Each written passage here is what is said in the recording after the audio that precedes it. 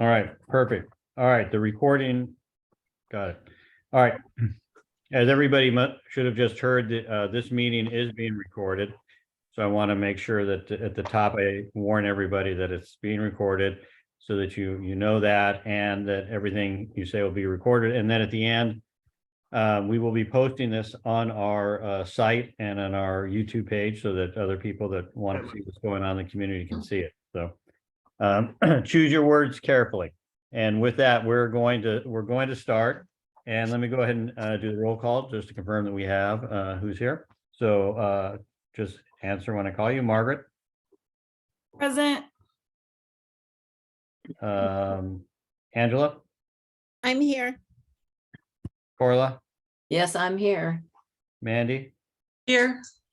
Don. Here. All right. Robert told me he's not going to be here, so he's not here. Nicole. Here. Tina. Here. And Matt told me he's not going to be here. I don't think Matt's here. Joe. I'm here. Good. Sam, are you here? I'm here. Perfect. Paul. Here. Javier. Javier's on mute. He's here. I'm here. Here I All right, am. good. All right, Brad. Yep. I'm I see you there. Okay, so that, all right, so we have 13. Perfect. All right. All right, well, thank you for the good turnout. With that, then I've circulated the agenda, and then has everybody had a chance to see it? And do we have a motion to approve the agenda? So moved. Second. All right, any discussion? All those in favor? Aye. Aye. All right, it appears to have unanimously been approved. All right, we're gonna move forward on that. And then the next issue is to approve meeting by Zoom. And obviously, we're meeting by Zoom, and I think that there's still enough dynamic things going on that we're going to continue to do that tonight. So can I have a motion to approve meeting by Zoom tonight? Margaret makes a motion to approve Zoom meeting. Any second? A second. Angela, okay. Any discussion? All those in favor? Aye. All right, again, that seems to pass unanimously. Perfect. All right, and with that, Mandy, you circulated some minutes, so we want to see if we can get those approved. Yes, I didn't receive any edits on that, so I'd like to make a motion to approve the meeting minutes for September, or sorry, for October. Okay, Second. second by second. Sam. Has everybody had an opportunity to review? Any discussion? All right, all those in favor of approving the October minutes? All right, that appears to be unanimous. So 12-0, perfect. All right, well, good. Well, then that'll get us the board officer report. So I will start it off. And again, I just want to thank everybody on the board and the public, because we've got great participation. I think that, our group is working really well. A couple of the issues that I'm worried about. One is the Brown Act and Zoom meetings. So we're going to, reach out to Manuel on behalf of Jen Campbell and see if they can help get us an extension of Zoom meetings. And so we'll talk to him when he gives his report, give you a heads up. But I, at some point, the emergency is going to run out. And so the planning boards are going to be faced with a dilemma, right, as to what to do. And at that point, we may be forced to go back to meeting in person. I'm not sure that it's completely safe. I'm not sure that everybody feels completely safe. And obviously there's huge conveniences for meeting this way. So my own self, when it first happened, I thought I liked in person so much better, but now it seems like, we've gotten used to this and we can get more people to participate. It's easier to record so that other people that can't be here can see what happens later. So I'm going to be working on that, and I'll keep you guys informed. And then the second one is I circulated today that it appears, I got a notice from the city that the city approved some changes to the CPGs, the community planning boards, and that was approved in September. And so that's going to affect some of the things that we do going forward next year. And Corla might know more about that than I, so I'll leave that to her report, but it's an issue that's going to trickle up, and there's going to be issues that we're going to have to address next year as a board in connection with that change. So those are a couple of things that I'm looking at. And with that, I'll turn it over to Margaret. Do you have anything as first vice chair?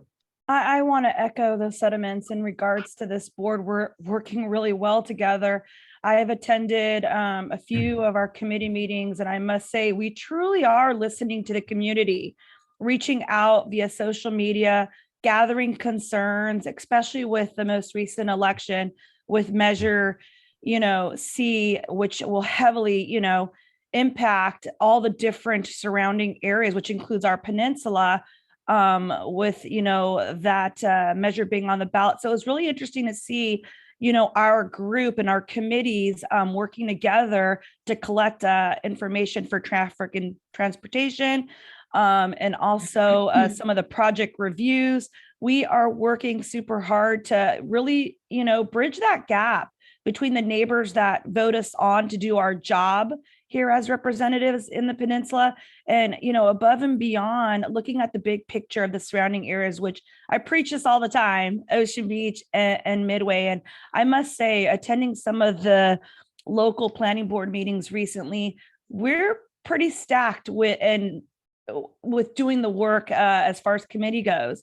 A lot of planning boards don't have the amount of committees that we do, and actual volunteers and attendance participation at these committee meetings. And I see it keep growing. And that to me makes me really proud to be part of this team representing the peninsula and really bridging that gap with our neighbors. So thank you guys. Good job for doing the work. Thank you, Margaret. All right, Angela, do you have anything you'd like to report? No, not at this time, but I just want to say I do agree with Margaret, and I, thank you for bringing that up. And I just appreciate everybody that's here and willing to take the time to come and listen to the board and what's being said. So, just thank you to everybody. All right, great. And Corla, how about a treasurer report? Well, there's been no activity and our balance is $1,192.81 still. Okay, well, if we go in person, that will cover pizza. So that's Elections are, elections, all that stuff. and the elections, yes.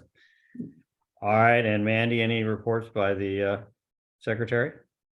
None. I just want to again remind everyone that after the meeting, if you've made a motion, to please send those motion slips to me so that we're compliant with the city and keeping track of those motions. So thank you, everyone, for being here tonight. Okay, perfect. All right, well, with that, we'll move things forward, and then we go to non-agenda public comment. That's where we give anybody who wants to talk about something 2 minutes to speak. So I'm going to start with Paul Webb.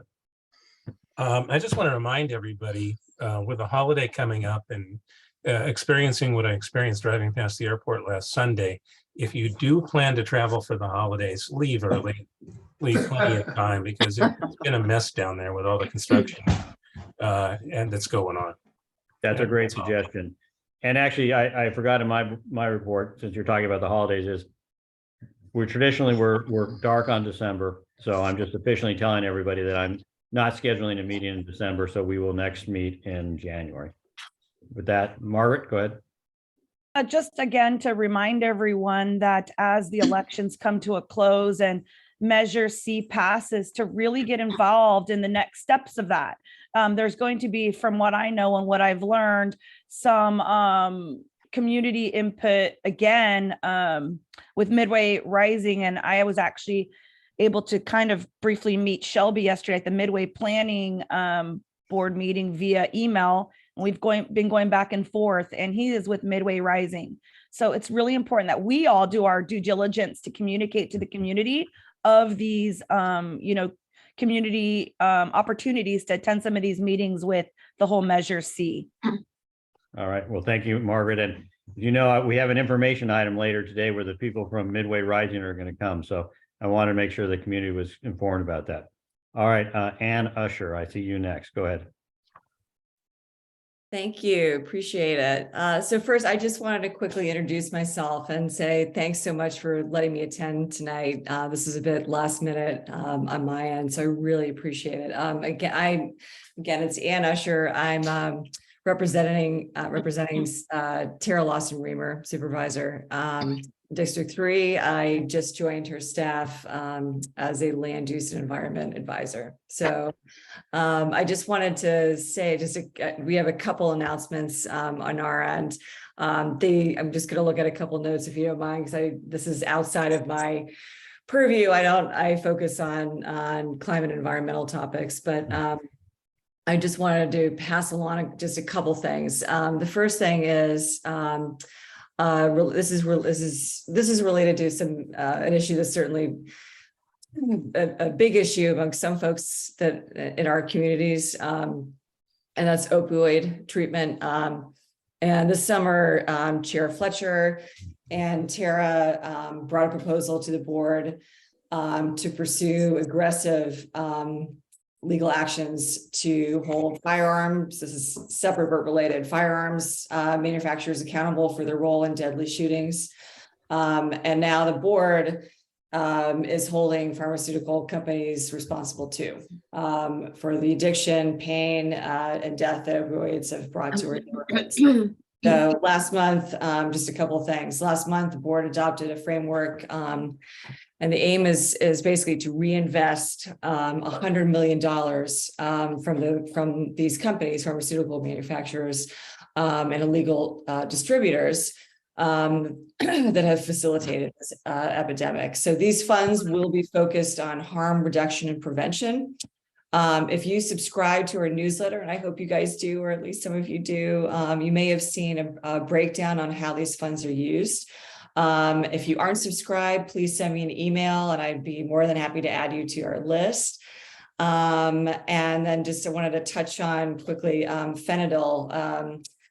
As you guys are probably aware, it's the leading killer of people between the ages of 18 and 45, according to the CDC. That's more deaths than car accidents, heart disease, and gun violence within that age group. And I know, I'm sure all of you have heard quite a bit about this. So the numbers here in San Diego County are particularly troubling.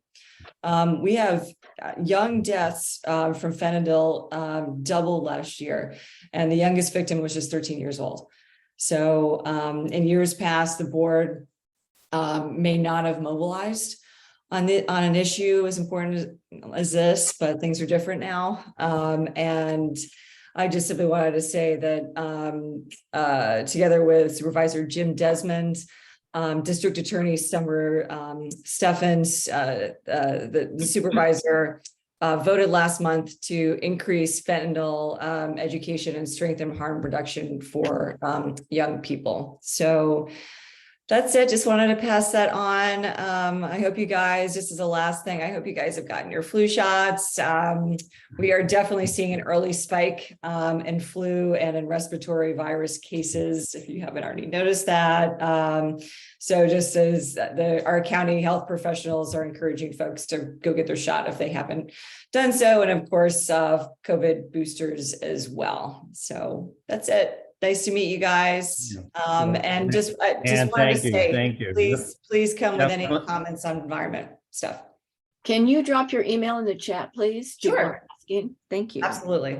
Yeah, and so Anne, we're really happy to have you. We welcome you, and you're always going to be welcome to meetings. We really like to hear, get the updates from our local representatives, and if the supervisor ever wants to come in, I will, put them right up at the front so that we can hear from our elected representatives. We had Jen Campbell here last time, so yeah, we'd like to hear from our elected representatives, and we really appreciate your participation.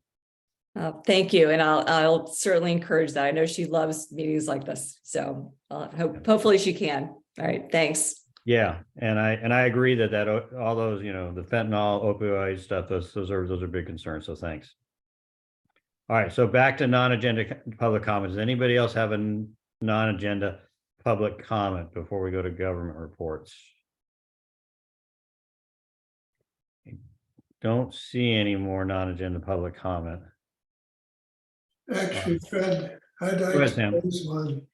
And this is thanks to our membership in the Peninsula PLA. I'm just wondered if anybody has any comments or is aware of the fact that the Point Loma Commercial Fishing Alliance is actually fighting to keep the line, the availability of currently the Driscoll property that's been, actually the lease is not going to be renewed as 2023. And I just wonder how people on the board feel about that. I just became fully aware because of the PLA article that came out this week. Yeah, I'm not aware. I wasn't aware of that. So thanks for sharing. I don't. You can go online and read. It's in the middle of the most recent publication by the Peninsula, by the PLA Okay. Association. And I just heard on the news tonight that there's a lawsuit against revitalizing the OB Pier as well. Something environmental, I believe, so. Really? Yep. We've worked hard on that with them, and I think we've gotten about $40 million from the state. So Yeah, well, it's disappointing. yeah. Yeah. All right. Any other non-agenda public comment, Paul? Yeah, back to the OB Pier. It's not exactly an environmental group. It's an animal rights organization, or led by Brian Pease, who you might remember as a city council candidate in the Lori Zapp election 4 years ago, where Jennifer Campbell was elected. It's not really clear to me that there's an organization or if it's just Brian Pease, but they have filed something trying to. The issue is the city council has issued a contract to Moffett and Nickel, their engineers, to do preliminary testing so they can do the design work. In order to do the testing, they're going to do some borings. They're going to remove some sand in places, things that you just need to do in order to formulate a plan for construction. It's not atypical for these things to proceed without environmental review. We'll see what a judge has to say. Yeah. Okay. Well, thank you for the update. I'll relay that to our we have the OB Midway Leaders Call tomorrow. I'll relay that to them. But yeah, we've worked. I mean, everybody's worked hard to get that money from the state to get that pier revitalized. So let's hope it goes forward. Fred, Ann Hefty, there's a comment in the chat. She says she's tried to comment several times. Ann, are you there? Maybe, and you're on the other. Maybe you're on the second page. So I'm happy to let you in. And you don't. I can't see you. I can't see your face. You don't have a. I don't have a hand up or anything like that. But Yeah, Ann, she's on the second page and she just needs to unmute. She's unmuted. Go ahead, Ann, if you're there.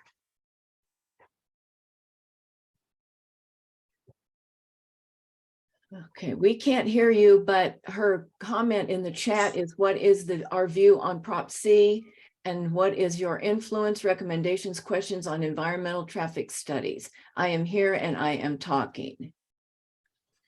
So we cannot hear you. So that was her comment in the chat, guys. So. Okay, well, our main, we haven't taken an official position on any on Prop C, but we've had people talk about it. So our primary position is try to keep the community informed and try to make sure that people are involved and know what's going on.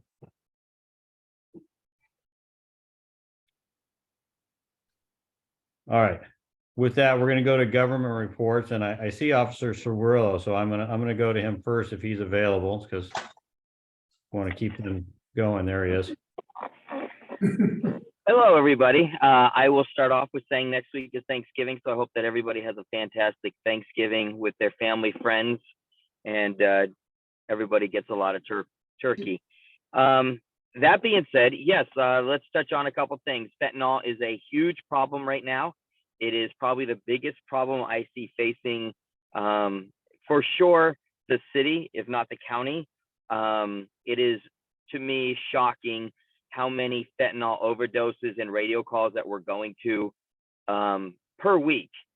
There was a death in Point Loma recently of a very young teenager. I've responded to 2 at the foot of Newport They've been up in North Park, University Heights, in our division, Hillcrest. We're seeing them everywhere. And it just can't be overstressed that that is a problem and it needs to be addressed. And I hope that everybody is having conversations with loved ones who are definitely in that target area in regards to just honestly saying no to anything of that level. A lot of people are, and you hear it quite a bit, they think they're buying one thing and they're ending up with fentanyl. They think it's Adderall, or they think it's Oxycontin, and it's not. Everything out there, as far as I'm concerned, should be suspect to everybody. And so hopefully everybody's, having conversations with those that they run into about that problem. That being said, we're getting ready for the holidays. Holiday season is coming. We'll be doing extra patrols at the different malls, and we will be having officers at some of the malls staffed on overtime to address the issues that happen solely in the malls, such as shoplifting, etc., so that we're not having to pull from the officers in the field. So we are trying to beef up that area. One of the big tips I say every holiday is, if you go shopping and you're at a mall, you go out for your first run, you've got a bag or two that you want to throw in your car before you go to the rest of the stores, put it in your trunk, hop in your car, drive to another part of the mall, get out like you just got there, and then go shopping. The last thing you want to do, and we have seen it happen, is load up your trunk or your car with items, leave it parked there. Somebody happens to see you do that, and then all of a sudden you come back out, they've tapped your window, they've popped your trunk, and now you're out all of your items. So load your car, move the car, and then go shopping again and make it appear as if you just arrived. Don't really have too much more. I'll take one or two questions, Fred, if you think it's okay. Otherwise, that's it from me. And then I will see you tomorrow morning, Fred. Yeah, no, I'll see you tomorrow morning. Yeah, if there's a couple of questions, we're happy to let those go forward. I don't see any, so I will see you tomorrow morning. I appreciate your tip, and my wife always tells me to be careful when I put those bags in the car too. So there we go.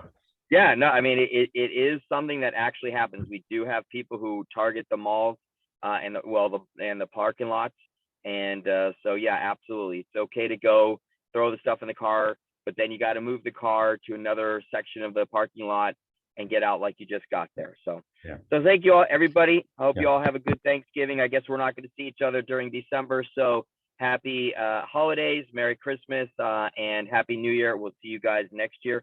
Remember, Yeah. you can still get in touch with me via email. I'm happy to respond. I will be working through most of the holidays. Yeah, and thank you for everything you and all of the officers do. Thank you. Thank you. Everybody take care. All right, perfect. Thank you. All right. How about Cole Reed? Cole, are you there? I'll let you go on. There we go. Hey, folks. Good to see you, Cole. Yeah, good to see y'all too.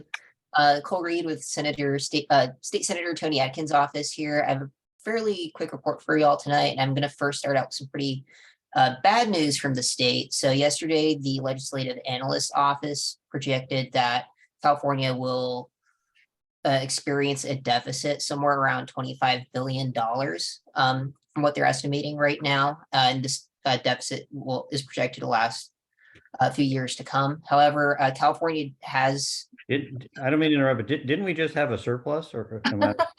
Yeah, we did. California has a very volatile budget. In layman's terms, if the stock market's doing good, that'll lead to large surpluses. But if the stock market's not doing so good, then it leads to huge deficits. Yeah, that's just the way that the revenue system's structured in the state. But at least over the last decade or so, we have been building up a record amount of reserves. Our total reserves are estimated to be $32.7 billion. I'm sorry, $37.2 billion. So a lot of that's going to be used to alleviate the projected deficit that we may end up having. These numbers are subject to change with the deficit. Depends on just how the state's doing economically. If we do end up entering recession, then I would expect a larger deficit. If we are not in a recession statewide, then the deficit would likely be at around the same rate or perhaps even lower. So that's the bad news. Wanted to get that out of the way.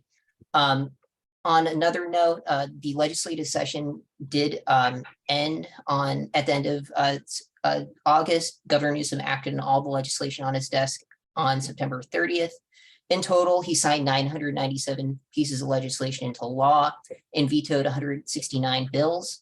Out of all those bills, 9 pieces of legislation that Senator Atkins authored or co-authored were signed into law.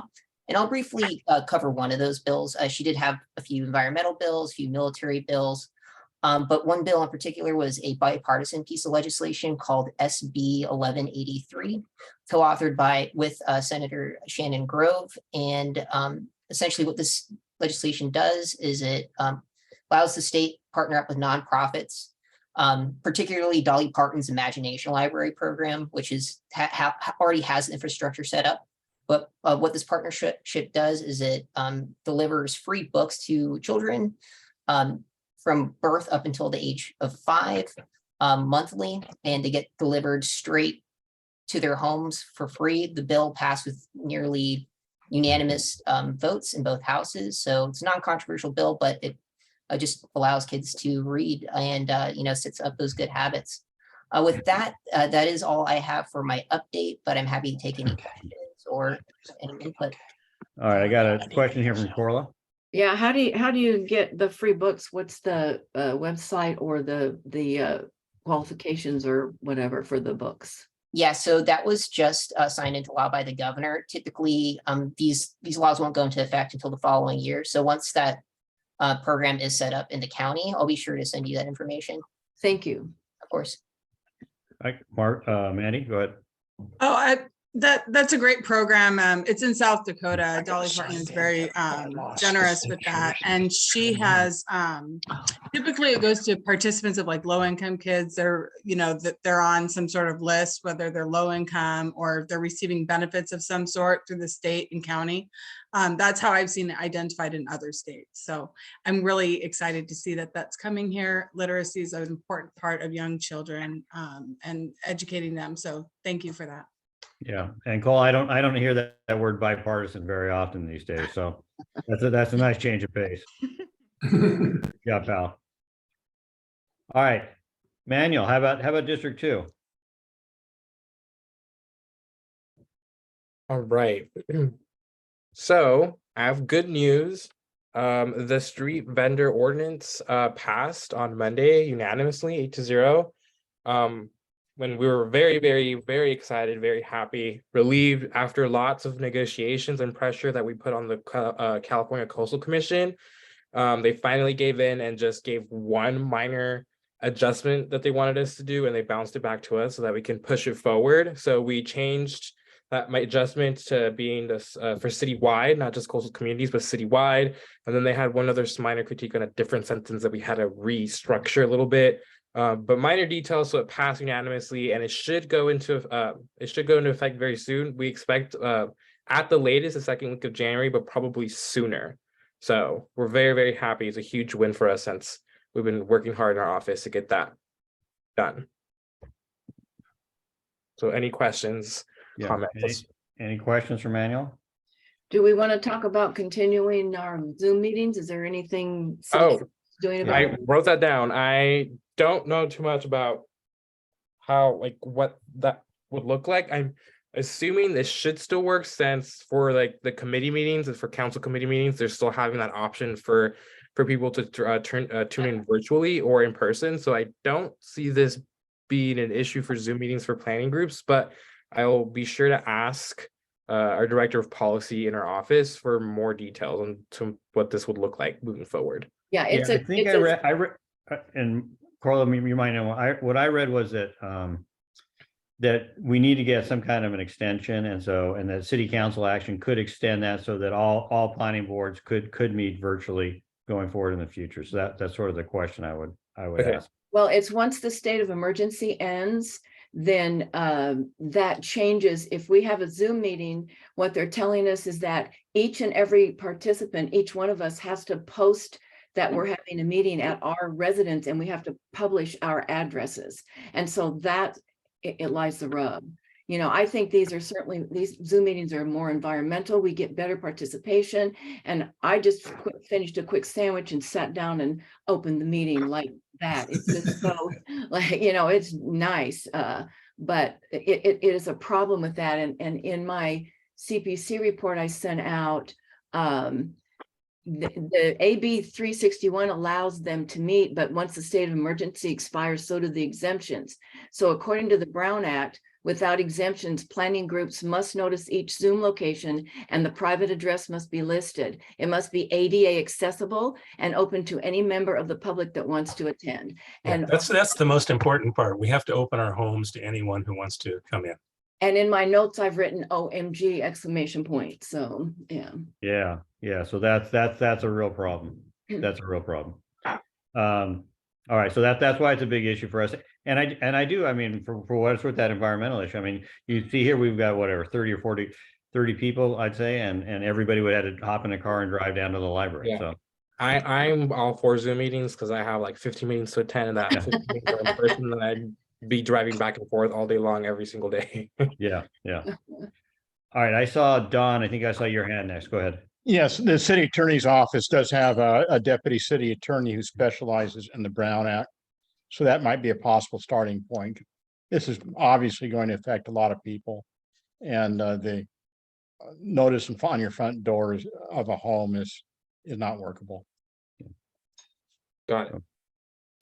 Mandy, go ahead. Yeah, I would just again agree with that, the convenience and the environmental benefits to having it online, as well as removing the obstacle, right? CPG reform was done to remove all the obstacles and help increase participation by everyone. And so I think this would be a great way for us to remove those barriers. But I did want to ask Manuel Reyes, I live over in Point Loma, right by Famosa Canyon. And this last week, we've had a lot of activity with them doing soil samples and digging up. There was a backhoe here near the trees. The neighbors were a little concerned about the placement of the backhoe near the eucalyptus trees. They tend to have a lower, like a shallow root structure, so I don't think it's too problematic.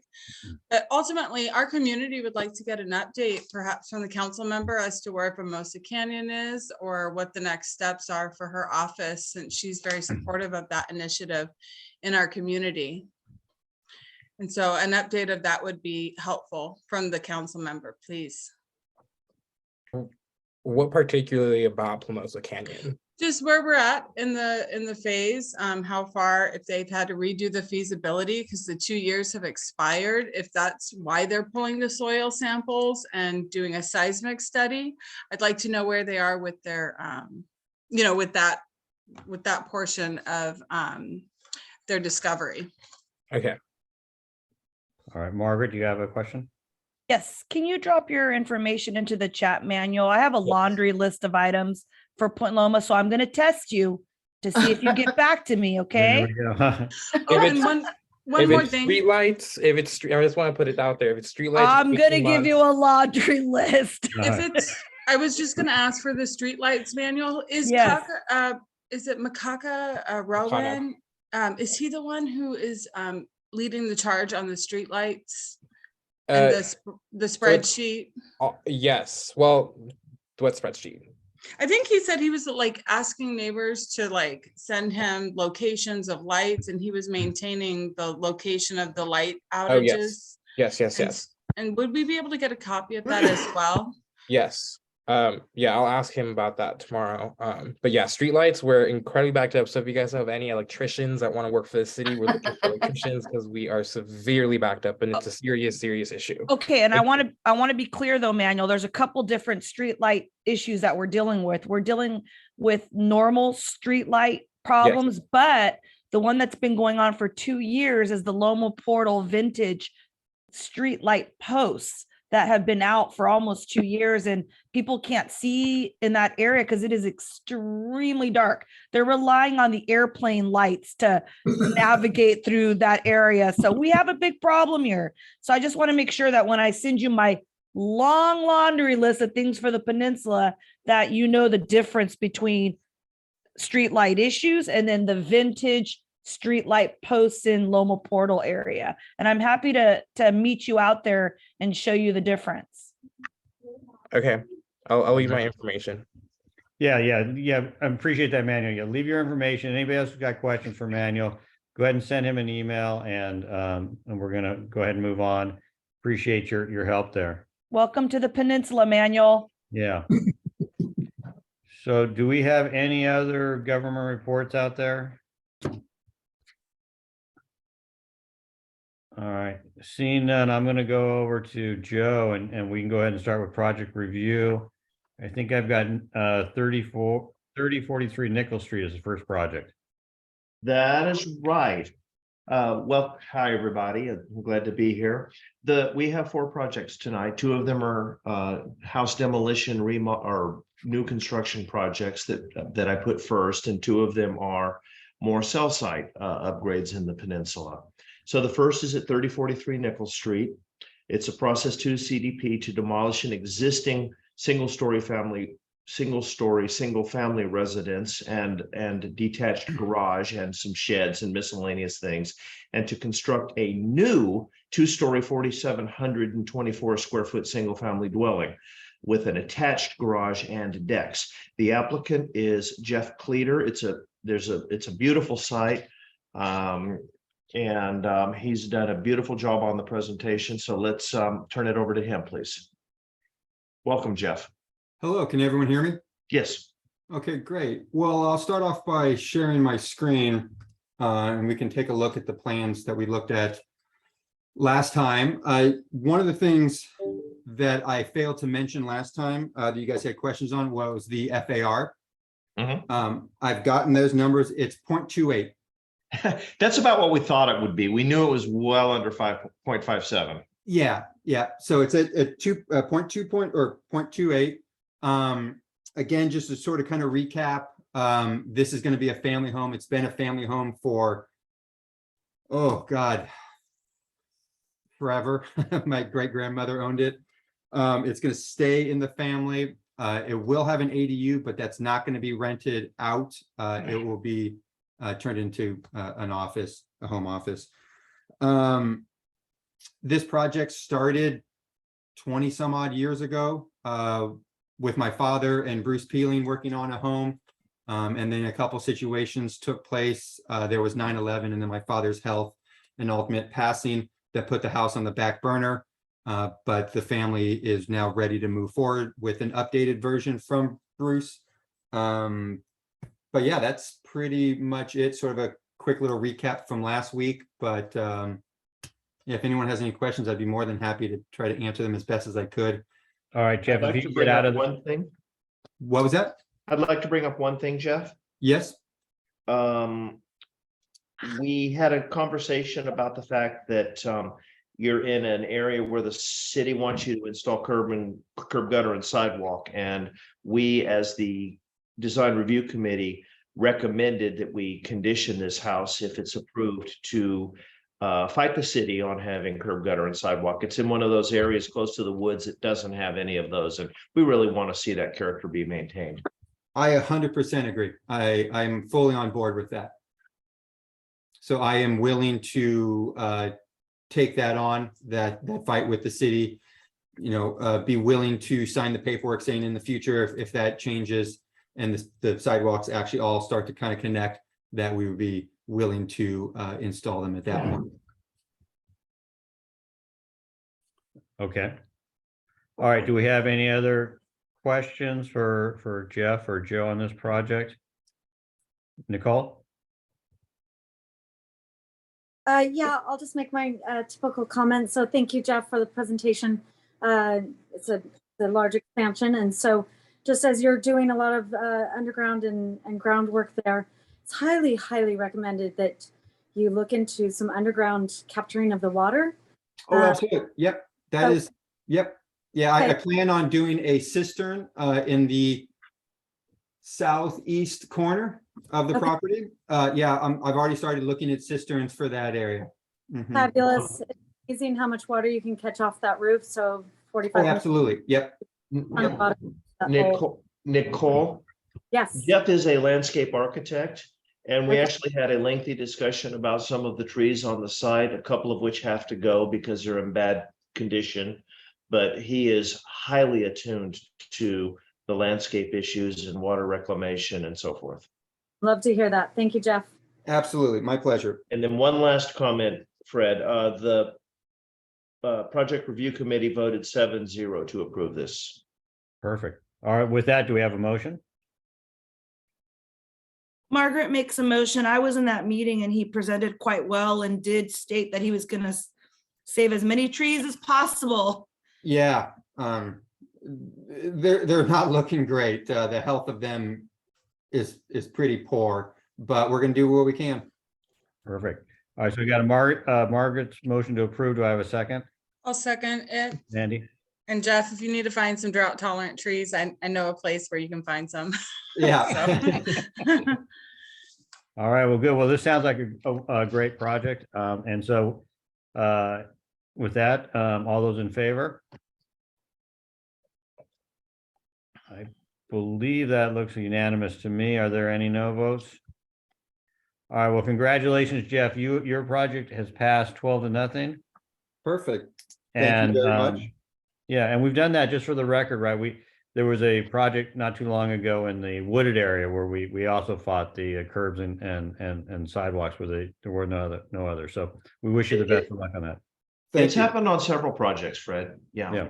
Yeah. Well, And the perfect. city Well, digs thank you their guys. heel in every time. Yeah. Yeah. Well, thank you so much. I will let you guys go, and I appreciate all your time and your input. Well, thank you for Thank you, doing a nice Jeff. Well project. done. Okay, Yeah. bye. Perfect. All right, should we go to Tivoli Street? You bet. Our next project is at 4675 Tivoli Street or Tivoli Street. It's also a process 2 CDP to demolish an existing single-family residence and detached garage and to construct a new 2-story, 2,527 square foot single-family residence with a roof deck and detached 420 square foot garage.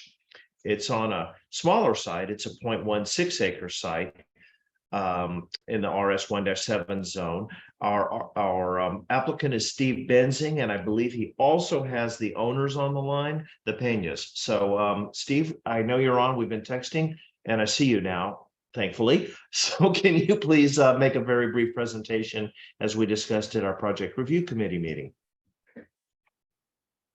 Steve, you're muted still.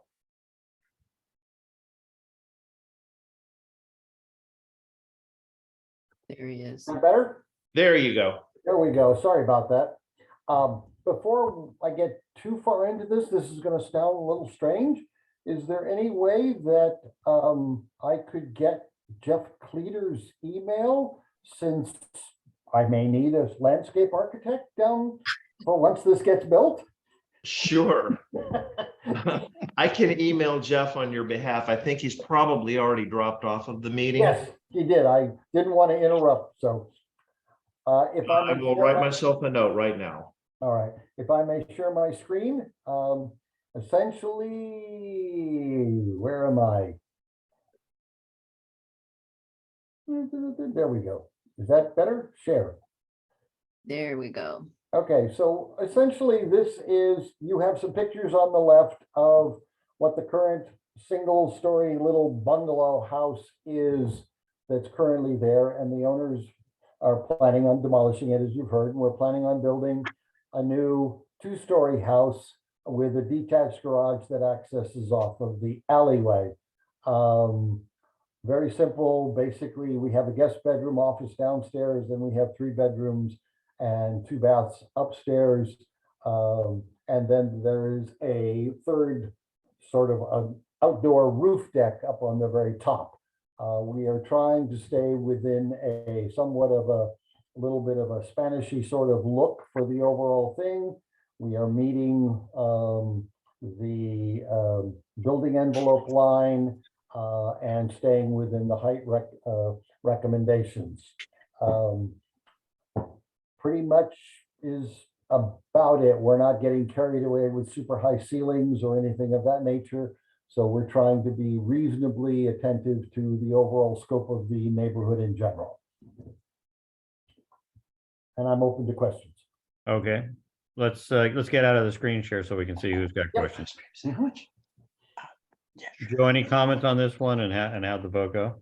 The vote, there were no comments on this one, and the vote was to approve, also 7-0. Yeah, my notes say they're removing the driveway and they're also removing the curb cut, which is good for the neighborhood. They'll enter through the garage. And their FAR is 0.4. They're under 30 feet and they have 2-car parking in the garage.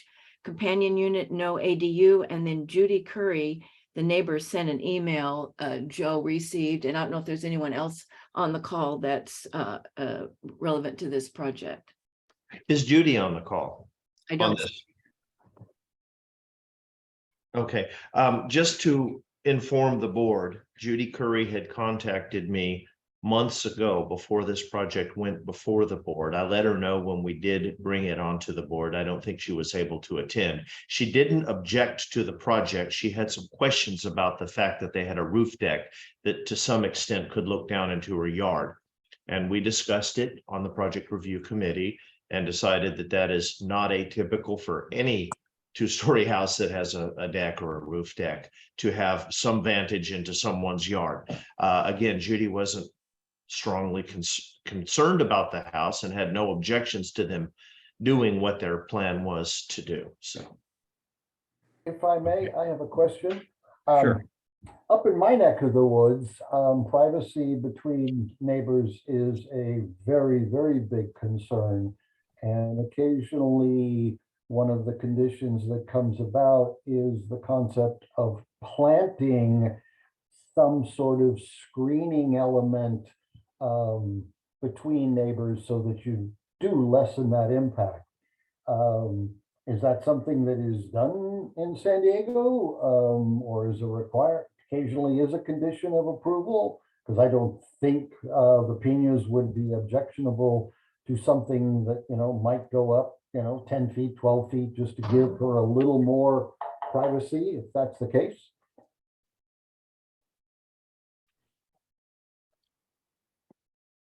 well, I'm not sure to whom you posed that question, but I can tell you that screening between neighbors is a private agreement.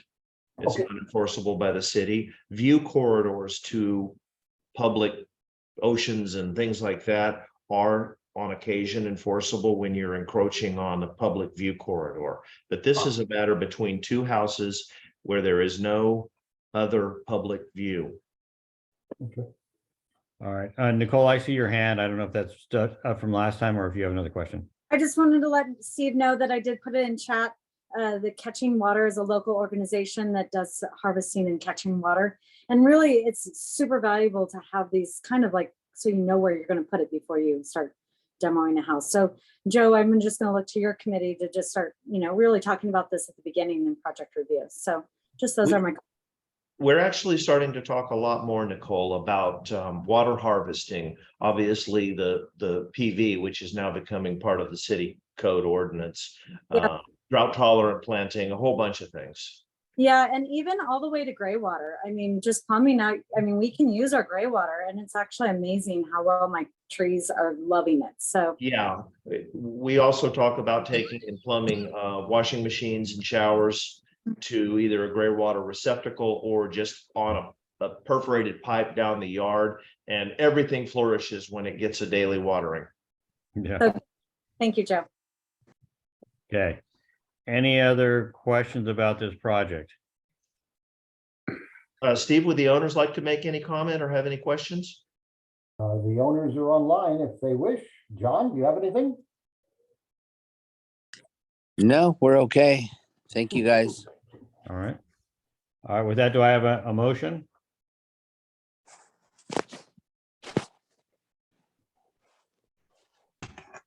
Someone? Anyone? Okay, Oh, go ahead. Thank you, Sam. I'll move second. for approval of project PRJ 105378. And I was also going to, since this view matter is a private thing, I don't think I want to add anything with regard to screening. Sam, may I just correct that it's 1053687. Oh, sorry, you're No right. worries. All right, so we have a motion by Sam to approve the project at 4675 Tivoli Street. Do I have a second? Is that Don? Second. Fred, I see Don has a question. No, I'm going to second it. Oh, okay, thank you. Got a second by Don. Do we have any further discussion? All those in favor? It appears unanimous to me. Any nays? Seeing none. Congratulations, Steve and John. You got a project that passed by 12-0 unanimously. Good job. Thank you, guys. Appreciate It's it. a nice house. It's going to be a nice addition. Thank And you, guys. we appreciate you working cooperatively with our project review committee.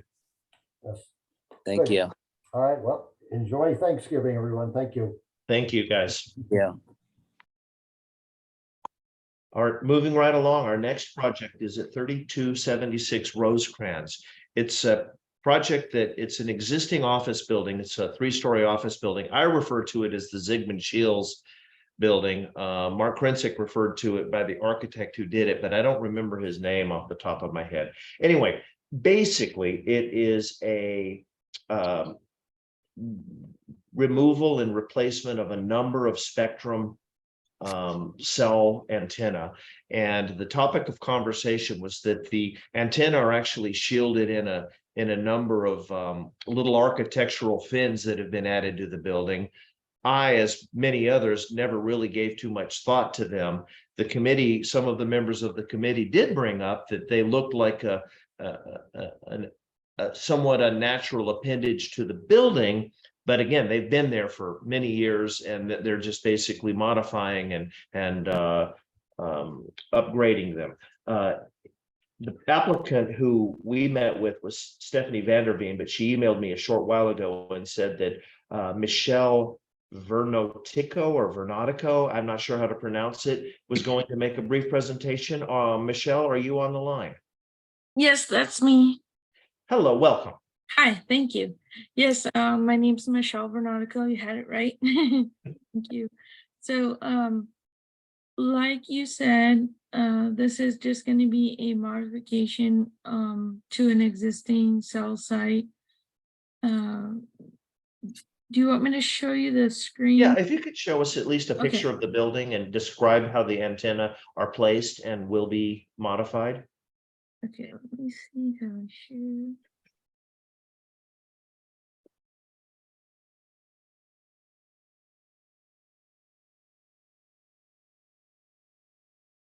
So this is the set of plans here. This shows the location. This is the building that you're talking about here, and the appendages with the wireless equipment is on the outside of the building. They are going to be spaced evenly along the side. As you can see, there's some other antennas. They're actually not AT&T's antennas. They're from another vendor. But the antennas that we're adding will be painted to match and within those screened boxes that you can see there. You can also see it on this side of the building. And I'll go to the site plan here. So it's on 3 sides of the building that they're going to be removing and replacing some antennas. And then they also have an equipment area that they're going to be replacing right in here. This is cabinets, batteries, antenna equipment that connects to all the antennas on the rooftop. And none of that is visible from the outside. None of it is visible. So this is the elevation of the project here. And I am open to questions. I have one question. Sure. It begs to ask, who owns the other equipment and why it wasn't put up in such a manner that it is made to look like the fins that you've added to the building in the past and in the present? and why it wasn't before the committee. That is a great question that I'm not sure I can answer myself. Being in the wireless industry for a couple years now, I can say that there are vendors that do work without permits, so it could be possible that they didn't go through the processes like replacing those antennas. I'm not sure who owns those other ones. As far as we note on our plans, it's just by others because we don't typically get into that. Okay. And I'd like to make one more comment to the board, and that is that they came before us actually and were approved the previous month, but came back voluntarily to provide some additional information because a question was posed about the 5G equipment and any potential interference for the FAA. And they explained that they bring all of their projects before the FAA and have obtained approval for it before even coming to us. Well, again, I like to hear that cooperation. So it's very nice, Michelle. Thank you. Well, how did this project do in project review? It was approved first time 8.0 and the second time 7.0. Okay. And my only question is, it looks like it's right on the border between us and Midway. So we're comfortable that this is in our district. Yes. Okay. I'll make the motion to approve it because it's got to go up. So Paul, you going to second? Second. All right. Any further discussion? Joe, do you have a discussion or? No, just voting. Okay, well, all right. Well, then it is time to vote. All those in favor? Any opposed? Seeing none. All right, you got it, Michelle. 12-0. Congratulations. Thank you. Have a good night. Thank you. Thank you, Michelle. And our last project review for this month is also a cell site upgrade. This one is at 1475 Catalina Boulevard, which is the intersection of Catalina and Kenyon, where there's a beautiful historic church that has been before us for some architectural upgrades. These antenna actually occur on the back building that's farther down Canyon Street. And Greg Macias is the applicant. This project was approved 7-0, by the way. And I hope you're on the phone, Greg. I think I saw you a while ago.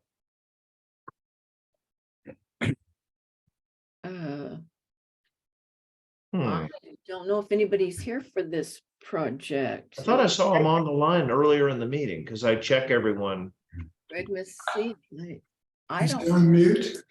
Okay, well, Corla, can you please bring up the drawings? Ooh, give me a second here. I'm kind of not prepared. Just a second. Let's see. What's the address? Catalina? 1475 Catalina. Or we can just bring it up. I We got can it right literally here. just bring it up on let Google me- and show them where they are. Let me get back to my Zoom and screen share. Sorry to startle you, Corla. That's all right. That's all right. I can do it. Here it is. Share. I have a quick question, Joe. Sure.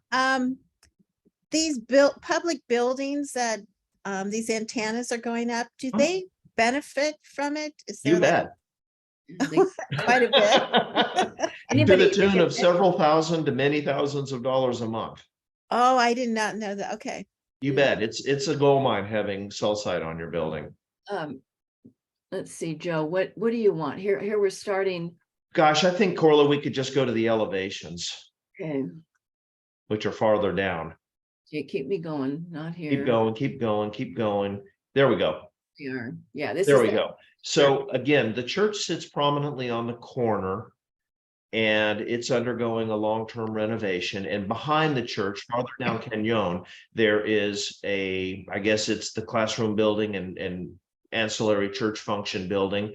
There is an existing dormer element on the roof that houses cell antenna equipment, and there is a remodel to just basically upgrade the equipment within this existing dormer. So as with the other applicants, they've either completely shielded it shielded it being the new equipment, or situated it in a place where it's simply not visible by the existing, or is simply not visible due to the existing architecture. And that's the one thing that the community's been, the project review committee's been looking for. I will also add that each of the applicants has been requested to and has provided both a map of the existing cell coverage and the proposed cell coverage. And in all instances, they've been greatly needed. I'll also add one more thing, that the committee reviewed at one point another cell site that was actually on the face of a dormitory at Point Loma Nazarene Community, or Point Loma Nazarene University, rather, not community. And that was not approved because it was right outside of a dormitory, but all of these other antenna are on, less heavily occupied commercial type structures. And they're all over Point Loma. Many of them are unknown to almost everyone. You can sort of spot them if you know what you're looking for. But this is a well done cell site, and it vastly improves that coverage on the top of Catalina and going down both sides of the hill. Joe, if I may correct you, you announced it as being on the Catalina and Cannon intersection. It's actually on Chatsworth. Oh my gosh, my apologies. Different church. Different church. All right. This one passed 7-0. Did you say that? It did. Okay. Do we have a motion then? Margaret makes a motion because it did pass and there were no objections. Okay. I'll Do we have a second. second. Okay, any further discussion? All right, all those in favor? Any opposed? Seeing none. All right. Joe, you did great tonight. 12-0. Who did the first? Except I completely mislocated the church, but other than that. Good job, Joe. Yeah. Really quick, who made the first motion? Margaret. Oh, you were the first? Oh, and who did the second? Well, I was waiting for Sam to raise his hand, but On the Catalina one, it was Margaret made the motion and it was seconded by Javier. Okay, sorry, I got that. Okay. Right, thank you. Perfect. Well, that was great. Good job by project review. I'm glad we got some good projects through. We're actually making working good our way progress here. through All it. right. Yeah. Let's go to the informational items, and we'll just start with CPC and Corla. Do you have any updates for us? No, just mostly the information was for, and I sent that email out anyway, but it was mostly about, the important stuff was about Zoom meetings and stuff. So and then that will still be discussed next month. And then the 5-year CIP plan presentation given by the city, and long range planning is working on that. They have a meeting scheduled in December. And they're going to be meeting on that, and we'll see if we need to get them or an ad hoc committee working on the continuing by Zoom. So that's it. Okay.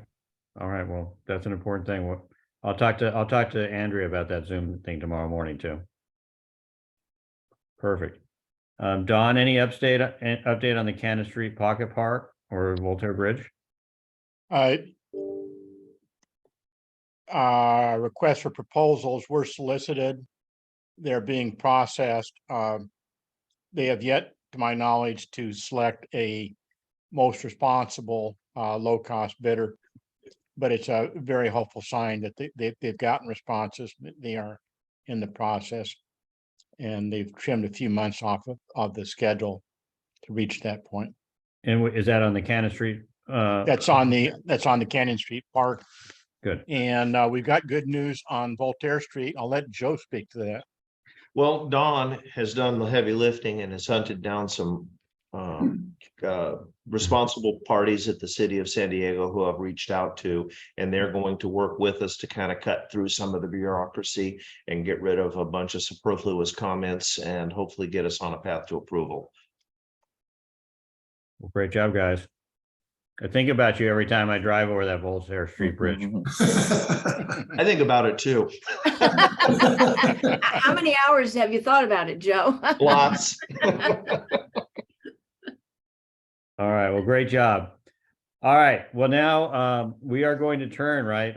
Everybody knows about Prop C, Midway development and all that. And so I thought we really should hear from the horse's mouth. So I've invited the people from Midway Rising to come, and they've agreed to give us about a 5-minute presentation on what they're planning to do. And then we're going to open up for questions so that we can have everybody here informed and members of the community too. And so Jeff Meyer, Jeff was the person I've been communicating with, and I know that Jim Anderson's on your team, and I'll go ahead and let you introduce them. And we really appreciate you being here, because it's, I know it obviously is going to impact Midway, but it's a big impact on Point Loma too. So we're very interested in the project.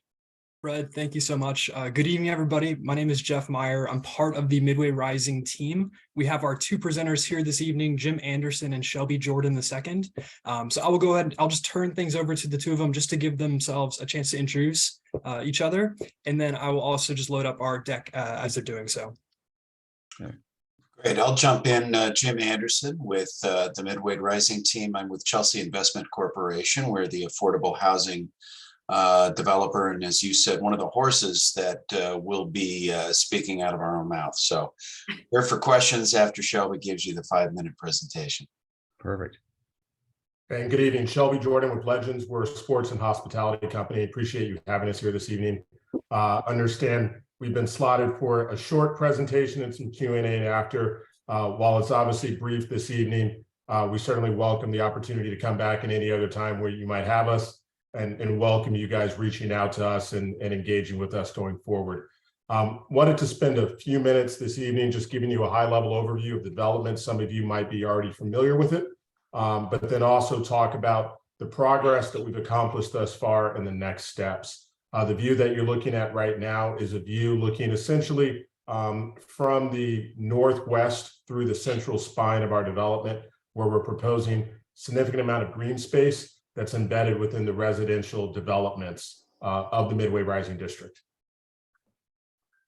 To recap real briefly, the process has been ongoing for almost a year, going back to when the city first issued the notice of availability for this site, went through the process of submitting and engaging with the city and their consultants over the course of about a 6 to 9 month period. Ultimately, that all culminated in September, where the city council selected to move forward with our team in negotiating an agreement to develop this site. Real high level, by the numbers, we're proposing 2,000 units of affordable housing with an overall total count of around 4,200 housing units on site. Through the course of the development and operations, we're projecting over 8,500 jobs being created. We're planning for 20 acres of parks distributed throughout the entire 48-acre site. And the study that we conducted results in about $7 million of economic benefits to the San Diego region over about a 30-year period. And the other key thing we're proposing is a reimagined 16,000-seat arena. Real quickly for context, and again, I'm sure all of you are familiar with the site, but just wanted to show where we are in context to Old Town, to Point Loma, as well as the dotted dash line around the Midway District representing the Midway Pacific Highway Planning Group. A view of our site facing north, that is the 8 freeway in the background, the arena in the foreground, the center portion of the development being the entertainment district, outdoor parks, the parking structure, and in the background of the image closer to the 8 freeway, the residential district. Again, another view of the site layout. We're intentionally proposing relocating the arena from the center of the site to the eastern portion of the site. The idea behind that is trying to encourage the connectivity to Old Town. We will continue to work with the local municipalities, local agencies to develop better ways of that last mile, for the lack of a better term, of bringing people to the new reimagined sports arena and the entertainment district. Again, the center portion of the development, the entertainment district itself, some parking garages with green space on top of the garages, and then the residential district to the left side of your screen. Again, the key driver for us throughout the entire process was affordable housing. That's the reason why Chelsea has partnered with us. At the end of the day, it's delivering a pressing need for the community. So again, out of those 4,200 new homes being proposed, over about 2,000 being associated with affordable, and that is a range of 30 to 80% of AMI. And then just a brief mix of what that affordable looks like between family housing, seniors, veterans, and homeless. And in addition, with the overall development of that affordable housing piece, the one key thing that we've recognized is we need to have partners to help support those persons living there. It's not just the concept of putting up a home in this type of manner and walking away. It's making sure that the persons that live there that have the necessary services and support to be successful. Some of the partners that Chelsea is already tight with, Casa Familiar, serving seniors, Father Joe Villages, and Southern California Housing Collaborative. The other thing we noted here is the union piece. And Jeff, as you jump to the next slide, we talk about the community aspect of this. This project will be union built and union operated. We're very excited to move forward in that regard. That's just one of the pieces of the overall community benefits framework that we will establish with this project. The other thing that we're focused on is creating opportunities for on-site childcare and healthcare to not only support the residents and the workers here in the Midway Rising District, but the overall area as a whole. And looking to develop a job training academy that's based on the culinary arts, a model that we've implemented in Los Angeles at Inglewood. The whole intent of that model is to put people that want to be in this industry or are in this industry in an educational program, 3 to 6 months, allow them to learn new skill sets, and then immediately embed them in that space, creating a pipeline not only to what we're developing here in Midway, but also to the overall San Diego region as a whole. Tremendous amount of leisure, entertainment, and convention business that creates a significant amount of job opportunities, and we want to create a pipeline for that. The other thing that we're keenly focused on is climate action, not just in terms of how we operate Midway Rising, but in terms of even how we build it, looking at sustainable resources, carbon capture, and then once we get into operation, making sure that the buildings that we're developing, not only the residential buildings, the entertainment district, and even the arena, are implementing goals that are in alignment with not only San Diego's climate action plan, but other regional authorities as well. Again, another key element to the project is we call it unlocking the district's potential with the new 16,000 seat arena.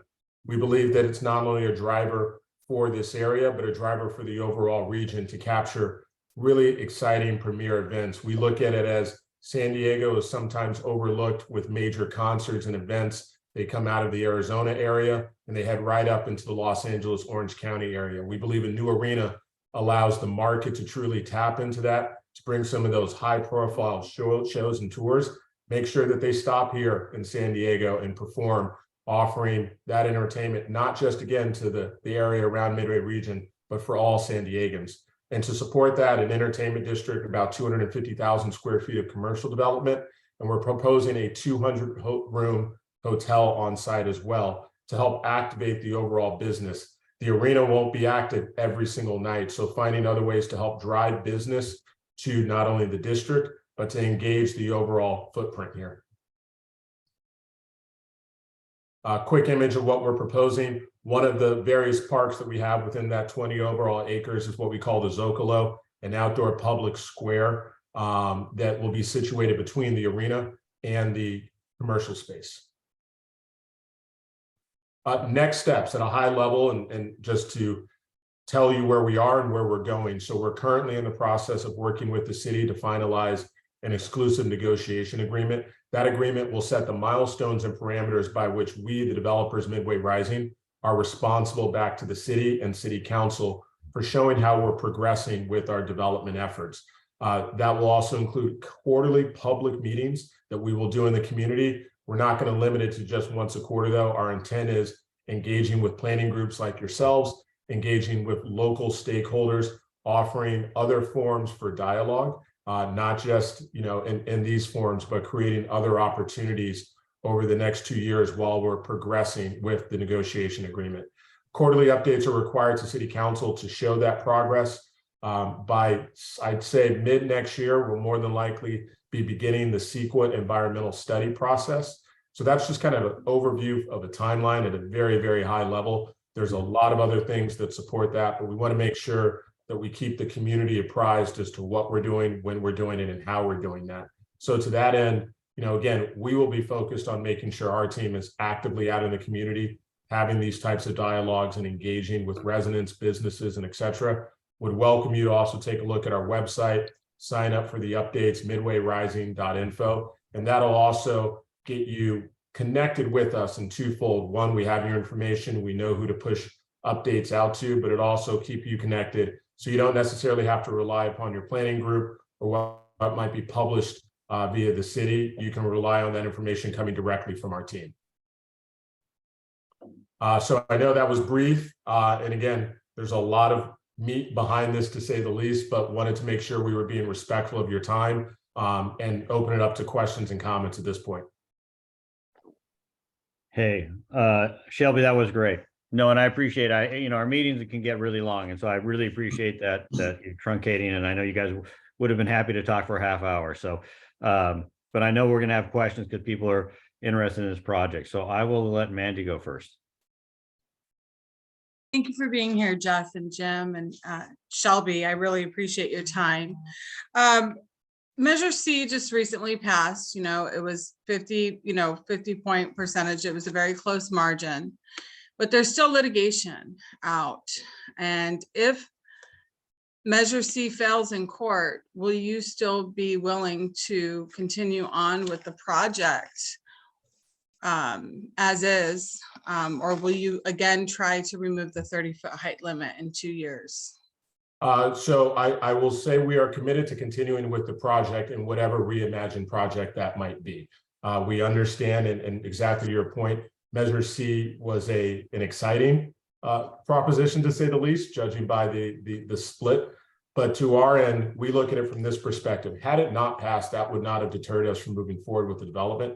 We'd continue to work with the city to understand how that development might be reimagined, to say the least, understanding that the more pressing need out of anything is developing housing and doing it so in a responsible manner. So regardless of how it went, we're still committed. If things do change in the future, to your point, Manny, we still will remain committed. We'll figure out how we pivot and go from there.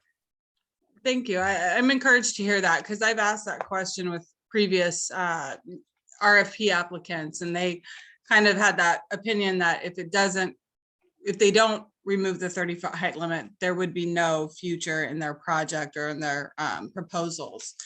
My next question is this as well. The arena being relocated, I want to just be very clear that if that is relocated, that there is guaranteed in writing that the dimensions and the capacity stay the same. And then in addition, that should you demo, that the city, that there would be plans prior to the demolition to ensure that funding and everything's in place so that we can replace it. Our city has set a precedent in the past, and the fear is that, oh, they're going to demo the arena and then they're going to move it, or we won't get an arena, or it will be much larger than originally proposed. Will that potentially happen, or? So I'll take the second half of your point first. So our intent in building a new arena is to keep the original one operational while we're building. So I think that alleviates the concerns from not only a revenue standpoint back to the city, it also alleviates the concerns of potentially losing the momentum of what that arena is doing. Despite it being 50 years old, it does do a good job in the market. So our intent is to keep the business moving and running while we build a new arena. As for putting in writing as to it will be a 16,000 seat arena and it will be a certain size, that's obviously going to be contingent upon our continued review from an environmental and impact report perspective. Our intent is a 16,000 seat arena. We believe that that is the mark that allows this arena to be competitive in the market. That being said, we still need to go through a complete thorough review. So I can't put it in writing to you right now, but I could say that we are firmly committed at making sure it's a 16,000 seat venue to be truly competitive in the market. Okay, and one final question. All right, Manny, we're gonna let somebody else, we're gonna have. Okay, sorry. We'll circle back if you don't get If it. anyone wants to see their time, I have one more All question. right, Nicole, I saw you next. Go ahead. Thanks, Shelby and others for the presentation and being here tonight. And great visuals, and I love the arena on that site for the reasons that you mentioned. So thank you. I'm an active commuter. I ride my bike. I appreciate the approaches. And I sit on the City of San Diego Mobility Board. And I just want to put out a plug to just start looking at those transportation guidelines that the city has. They're about 30 years old.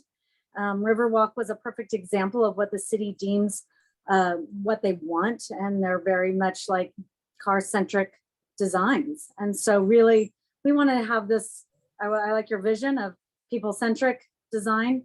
And so really looking at that with the traffic circles and no on-street parking and really looking at that. But that's something that you're going to have to take to the city to get those guidelines changed maybe before your project actually goes through review. So just a big plus there, and I'm here to support you. And I thank you for a good looking project. So thank you.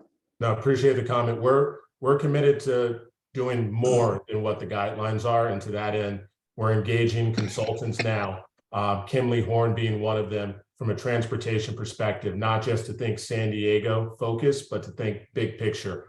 Where have these developments worked? Where have they failed? Why did they fail? Understanding that there is truly a need to get people out of cars. And if we're going to create a better holistic community that addresses that, we need to bring some thought leaders to the table to understand what some of those ideas might be, cultivate those ideas with the community, take that back to the city and act upon it, not simply just rely upon existing guidelines. Yeah, and I'm going to make my editorial comment, which is that I've been asking for a long time to try to get better connection between the Old Town Trolley and that sports arena area. So I like that in your presentation. But Margaret, you were next. Go ahead. Thank you. And I attended the Midway Planning Board meeting yesterday. So I'm going to make a comment and then I have a question. I said this yesterday and I meant it when Midway harped quite a bit, the Midway Planning Board, that this is a project that is in their backyard and it's up to them to be most involved in the decision making and the feedback. And I think I made it quite clear that it's not just their backyard, it's the surrounding neighborhood's backyard, which is the Peninsula and Ocean Beach. And we all take great pride in supporting that business. So what we say and what we share should be considered. And I think Shelby did a really good job at reaching out, as I stated earlier, to me and I guess wanting to have different leaders from the surrounding areas be part of this process. And I appreciate that. And I hope you stand true to that offer. A question that I have, because I do manage quite a bit of social media pages and I really do engage with the community. And it seems across the board, and I explained this yesterday, Shelby, at the Midway meeting, is the frustration to be heard. And I think a couple things that the community really want to have answered is, why was this Measure C on the ballot to remove height limits without all the proper testing being done, like all the environmental aspects and all these other different things that you plan to do? It was so quick to just be remove the height limit, remove the height limit, remove the height limit. I think that was a real gray area for many community members. And also just the $1 million question.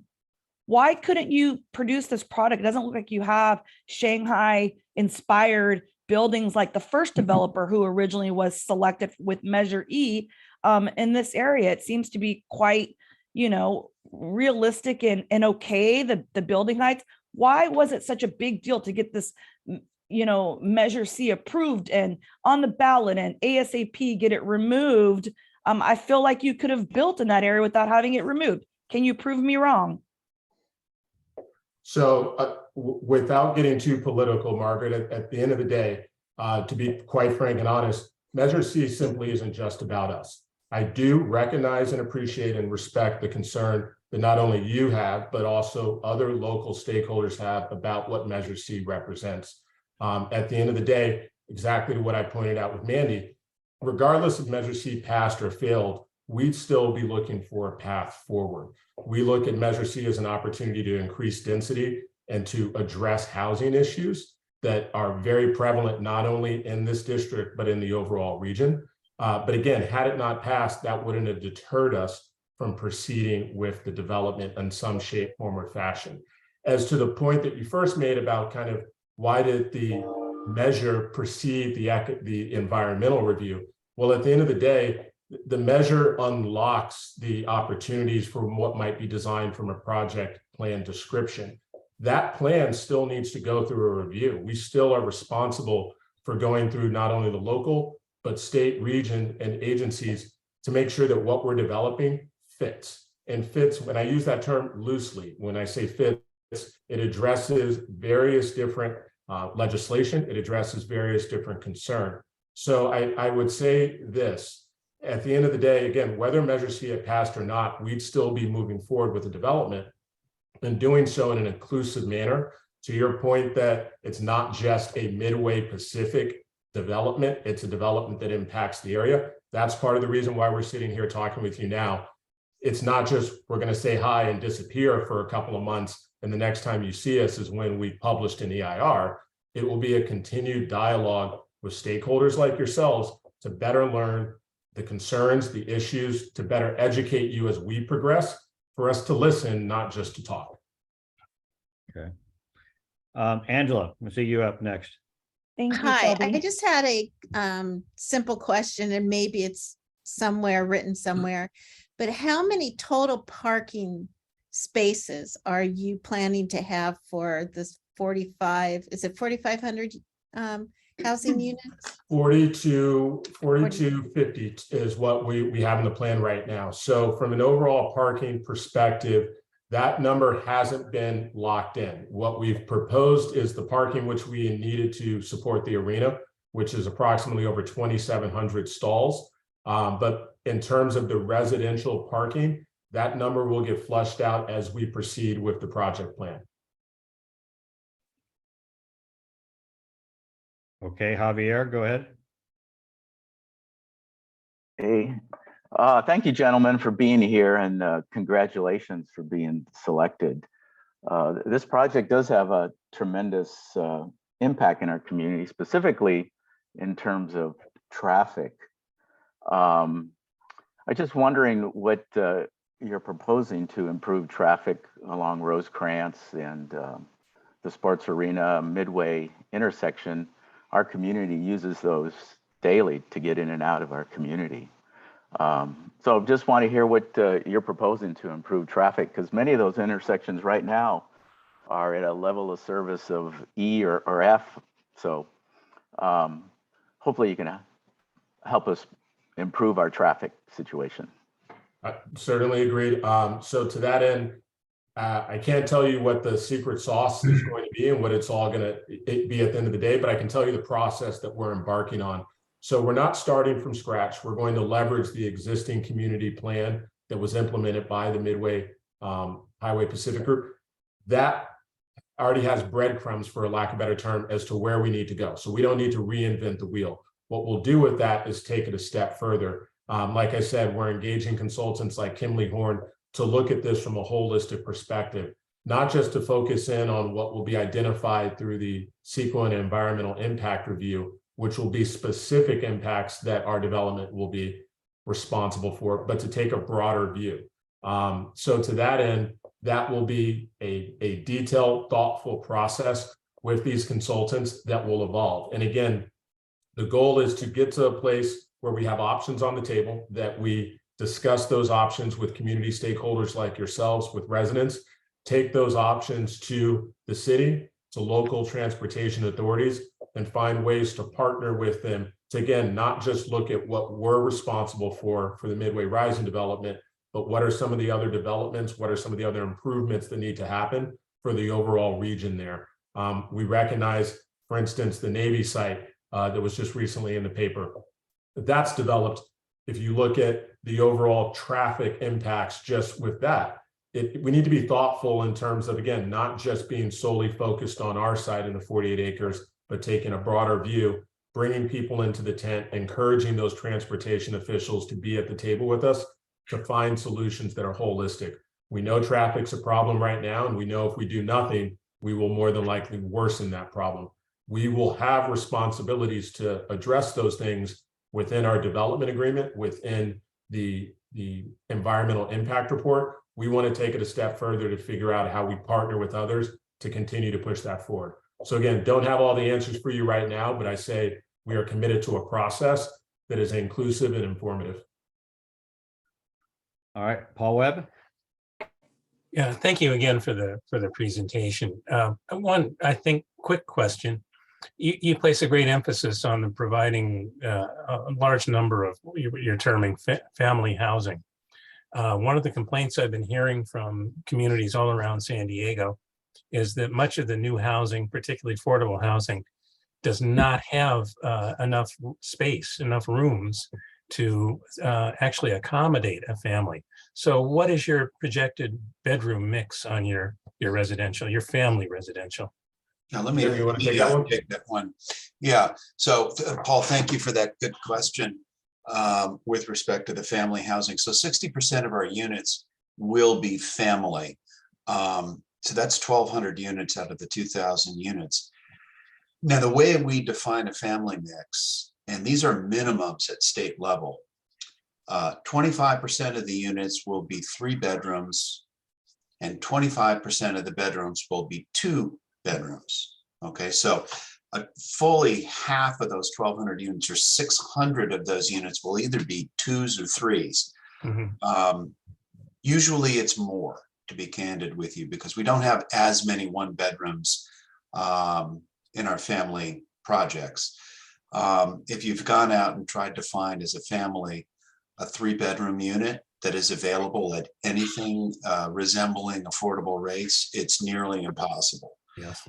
3 bedrooms are actually quite rare in the marketplace. So we anticipate a minimum in that 1,200 units of 300 3-bedroom apartments and 300 2-bedroom apartments. That's a lot of bedrooms. And so we anticipate that's going to really alleviate a lot of the stress for folks that are living and working within the kind of immediate and surrounding areas. Thank you. Okay. All right, Corla. Yeah, you addressed my affordable and, you're talking transit, so that's good. But how about that green space? You mentioned that center section there was public green space. Is there any other public green space? You said on the top, is the rest of that private? What's public in that area? So essentially all the green space that will be on grade will be public green space. And that is essentially what the 20 acres of parks represents. The green space that are embedded within the actual developments on the podium, those will be private to the residents, but everything on grade will be public space available to the general public to come and to enjoy, that we as the developer will be responsible for maintaining. So by podium, you see where kind of the blue spaces are, those represent the pools. So kind of anything within the footprint of the actual residential developments on the podiums, those represent the private green space. That's not a part of our 20-acre count. The 20-acre count is everything on grade that you can literally walk directly into. Again, public spaces, if anything, where we may, for lack of a better term, create opportunities where we'll engage that public space as a part of an event is directly around the arena and outside the arena. That way we'll have security parameters for folks that are ticketed. So from a safety standpoint, we'll be good there. But the balance of it, again, those are public parks and public spaces embedded throughout the entire development. And that sort of promenade looking area there in the middle, the long stretch, that's public as well? Yes. Yep, that's the public central spine that connects the residential district all the way down to the arena. The intent is to activate that, again, not just for the general public, but also for residents. If COVID wasn't kind of a perfect example, creating spaces where people can get outside and enjoy being outside as opposed to being stuck indoors. So creating opportunities for benches and parks for tables, so you can take your laptop outside and get your work done in the comforts of the park. Thank you. I appreciate that, because the city's parks master plan is, places with cement, and kids playing on cement is not my idea of what's necessary for health. So Someone thank you. else mentioned earlier also about the idea of making this not so car centric. And if you go back to that drawing, there really are only a few streets that bisect the entire development. And they're kind of north-south. They're not really east-west. That center spine is deliberately not car-centric. It's people-centric. So we've really de-emphasized sort of cars traveling throughout the community and really tried to re-emphasize, being able to stroll with green spaces and really safe passages. And so a couple of questions on the chat, I think, to Margaret. The parking for the sports arena that we were referring to, those are above grade structures that have green space above it. We're not building any parking subterranean.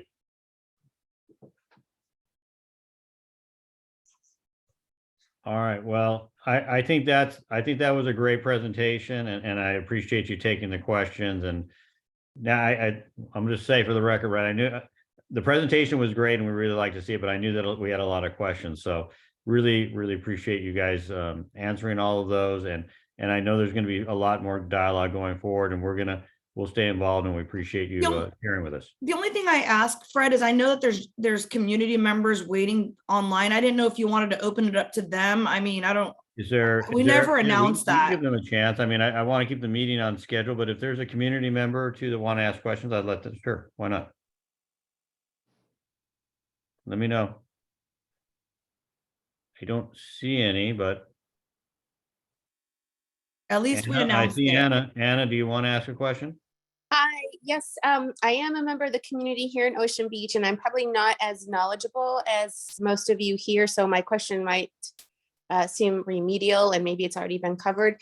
But I'm just curious, I heard Shelby say that they would be maintaining the park, and I'm curious that the units that are going to be available, are those going to be for sale or for rent? Join the meeting. Oh, I'm sorry. So you cut out a little. Do you want to take the second half, Jim? Yeah, so as far as the units, they're all going to be for rent. Every single unit, whether it be the market rate units, the middle income units, or the affordable units. There won't be any for sale units in the complex. And to the parks, from an operational standpoint, our intent as the developer is to operate. And we found it to be much more efficient to operate on the whole rather than to try to bifurcate and split things up and say, well, one group's responsible for the residential area, another group's responsible for the entertainment district. We're looking at it on a holistic standpoint. To Jim's point, the reason why the units are for rent is because we're not purchasing this land from the city. This will be a long-term lease. So because it's a lease, from the legality standpoint, we're not developing condo properties. Okay, so everybody's renting from you, not the city. They're renting from you? Not necessarily us. It'll be contingent upon individual developments. Each residential development project will be a specific entity. It won't necessarily be the Midway Rising Group, but they will be renting from an entity other than the city. Okay, all right. Thank you very much. Okay, do we have any other public members who would like to ask a question? Okay, going once, going twice, gone. All right. Again, Shelby, Jim, Jeff, thank you very much. Really appreciate you coming out, and we'll look forward to having further dialogue with you. Look forward to staying engaged. Thank you guys for having us tonight. Thank you, everybody. Thanks. Thank you. And in the chat, there's the Midway Rising informational website. Please sign up. We'll be sending out information. There's links to all the documents, and we encourage you checking in regularly, and we'll see you again. All right. Thanks, Jim. Bye-bye. Bye.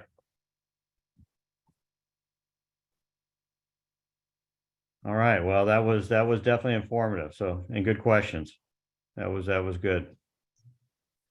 All right, we're going to go to our action items. So the first one is mine, which is, does any of our boards or need any or any of our committees need any board members or community members? I think we're pretty well set. So we can skip that one. And then we will go to Mandy. So Mandy, you're up with your action items. And the first one is the installing a stop sign at Voltaire. Okay. All right. So we've been approached by neighbors to request a stop sign to be installed along the Voltaire corridor. Ben Leota, he had reached out to myself, and I've received a few emails from the neighbors along Voltaire regarding just as you go into Ocean Beach from Catalina at Voltaire, you come over that hill and there's no stop signs. And they've been dealing with a lot of traffic, speeding. There was a fatality years ago, but the traffic data is reflecting that there's an issue there, and the community is asking to install a stop sign. They've made the recommendation for Soto or Bolinas. And after we discussed this through our traffic meeting, we ended up adding Wazo as a potential area for a stop sign to be installed.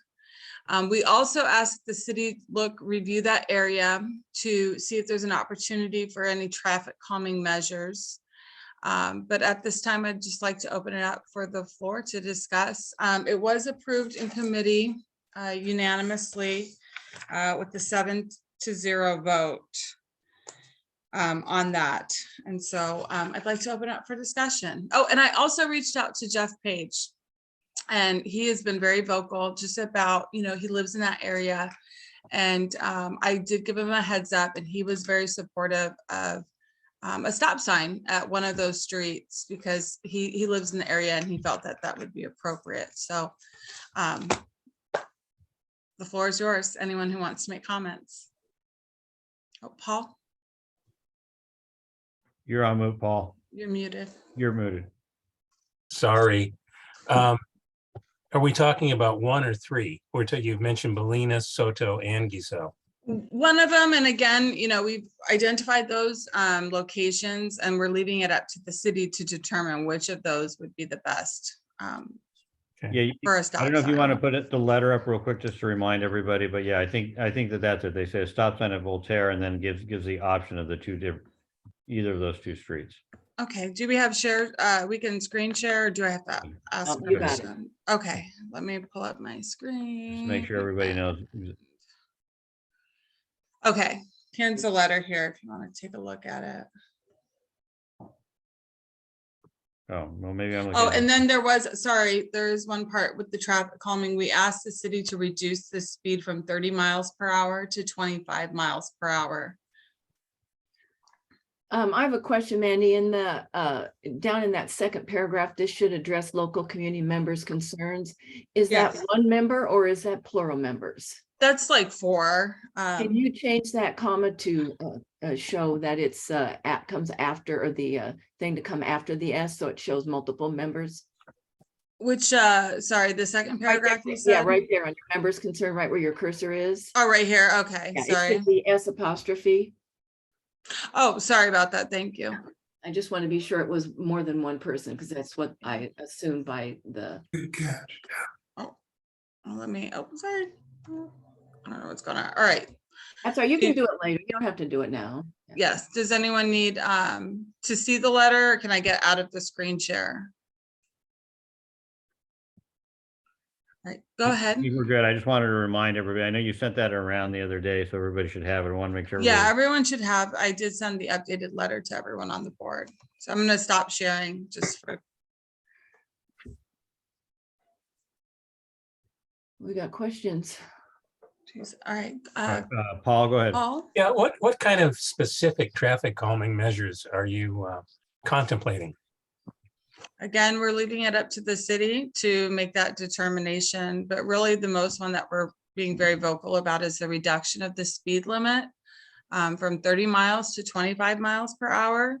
And the reason why we put traffic calming was to, again, leave it up to the city to determine what that mitigation would be, as we're not, again, that whole traffic engineer thing.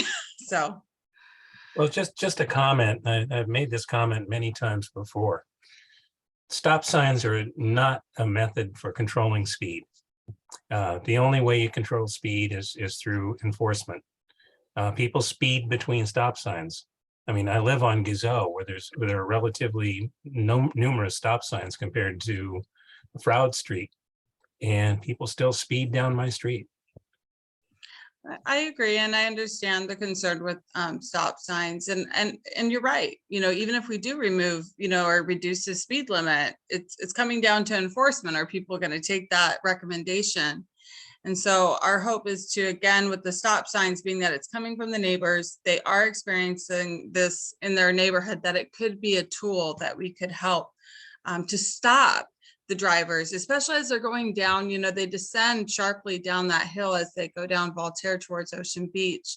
And the thought is that if they stop, that it'll, bring everything to a pause, and then they can continue on, and that could help them, again, stop and continue on and reduce the speed there. Are we qualified to make the determination that the speed limit should be 25 as opposed to 30? Yes, we have. There's a recent change in state law that asks that we can make recommendations to reduce speed. And so that is a tool that is available to us at this time. But again, it's up to the city to make that determination if it qualifies or not for that speed reduction. Nicole, you got a question? There are just a couple little grammatical things that I wanted to address. Just the first one in about the third line, one typo, it's at instead of not and Soto. So it's at Soto or Bolinas. At Soto. Okay. And then just to kind of highlight on to Paul's comments, stop sign is not necessarily my favorite, but it is probably the traffic calming that is going to be implemented. I know it's not necessarily, in your opinion, traffic calming, but it trying to get the vehicles to stop.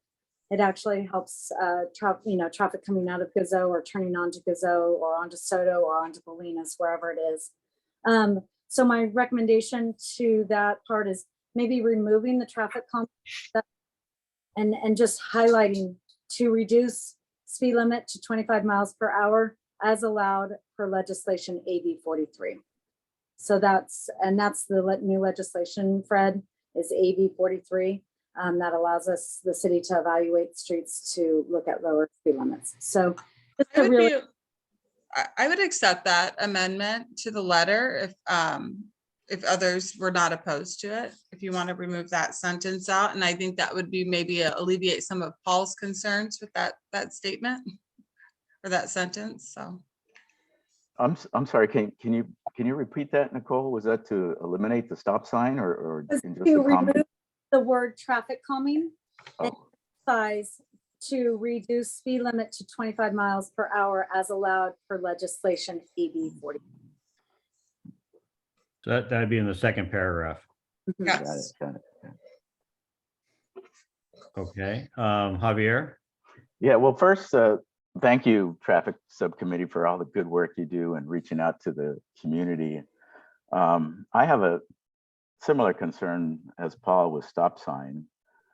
This request is I think a bit problematic because our community plan designates Voltaire Street as the major roadway and the primary link between Chatsworth, Catalina, and Sunset Cliffs Boulevard. And it's kind of odd because it is, that area is centered between two commercial links corridors. I certainly support the traffic calming, the last paragraph, and reducing the speed. I think pop-outs would be ideal.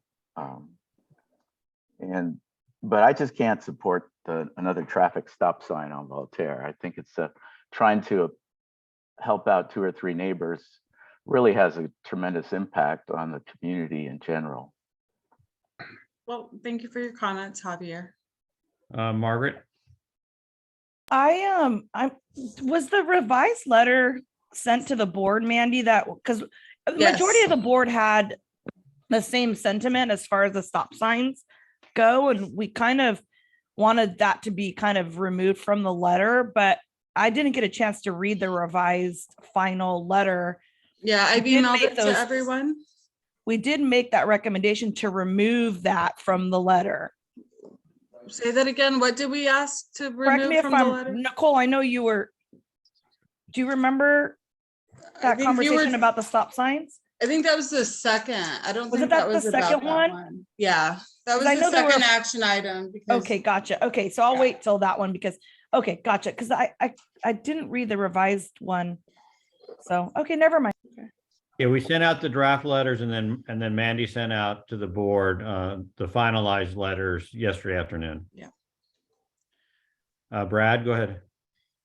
I'm just wondering, I've never seen the board ask for this, but I just remember years past when that traffic enforcement was prioritized in the city. It seems like a lot of the things that we're doing are sort of a response to people that aren't obeying traffic laws. And I'm just wondering, would it be at some point reasonable to ask for traffic enforcement to be prioritized and or some of the monies that we want be directed towards police officers being assigned to do things? Because I mean, it seems like I don't ever see anybody getting pulled over for a ticket anymore. And that used to be a common thing when I was young. I mean, I'm just sort of asking a question in a general sense, but Well, seems like we're I think it's a knee-jerking. great question, Brad. Let me go ahead and answer it because I've been talking with Officer Cirillo. We had him here. Thanks. And I think he did this last time when he was there, but basically the city has, they've got a policing crisis. And I think that the officers would like to do more enforcement to calm down traffic measures, but they basically have been told, given their limited resources, to stand down. And so they're not doing affirmative enforcement on traffic. And so if they see something, they'll give somebody a ticket. But they used to set up in places to try to encourage people and get enforcement. And so there's a crisis. Lots of police officers are leaving. There's budgetary restrictions where they're taking money away from the police. And so I think that's something that we need to encourage or the city needs to think about. But for right now, the police have been told not to do that. And as a result, people are driving more aggressively. And I would state, I mean, there's no harm in adding it to the letter. I mean, we've done that in past letters when it came to like Sunset Cliffs neighborhood. So there's definitely an option, but again, I wouldn't hold your breath just because again, with the staffing issues that it may not be something that they can address at this time. I'm just thinking in a general sense, they just need to, obviously Fred's point's well taken, to increase the number of police officers we had. Certainly in comparison to other cities, it seems as though, per capita that our numbers are low and, obviously it's money driven, but it'd be nice if we could have more police officers so we could prioritize this so we don't, as Javier said, put a stop sign up everywhere in the city. Just frustrated. I was just sort of not a specific question, or you don't need to include it or anything like that. I just wanted to bring it up in terms of a discussion. So I appreciate that, Brad. And I know we're all kind of frustrated. It's either a staffing issue or it's a funding issue or a time issue. And so I know it's frustrating, it's like whack-a-mole, what issue is it going to be that disqualifies something getting done in our community? So it is frustrating. I'd like to make a motion to approve the letter with the friendly amendments that Corla and Nicole provided to remove the sign regarding, the sentence regarding the traffic calming, and to add more verbiage to identify that the speed reduction would be due to State Assembly Bill 43. Okay. Do we have a second? I can second that, Mandy. Okay, we Thank got you, a Margaret. motion to approve the letter as amended by Mandy, second by Margaret. Any Right. further discussion? Yes. Go ahead, Sam. Yeah, I won't be supporting it because I also do not think an additional stop sign along Voltaire is appropriate and considering the operation of that street. Okay, Thank all right, you. any other discussion? All right, well, it appears we are gonna have a split vote, so we're gonna do a roll call, so. Let me know if you are for or against approving this motion. So Margaret, Yes. Angela, Yes. Corla, Approve. Mandy, Yes. Don. Question, the stop sign has been removed from the letter? No, not stop sign. No, Stop sign is still the in. traffic calming measures have.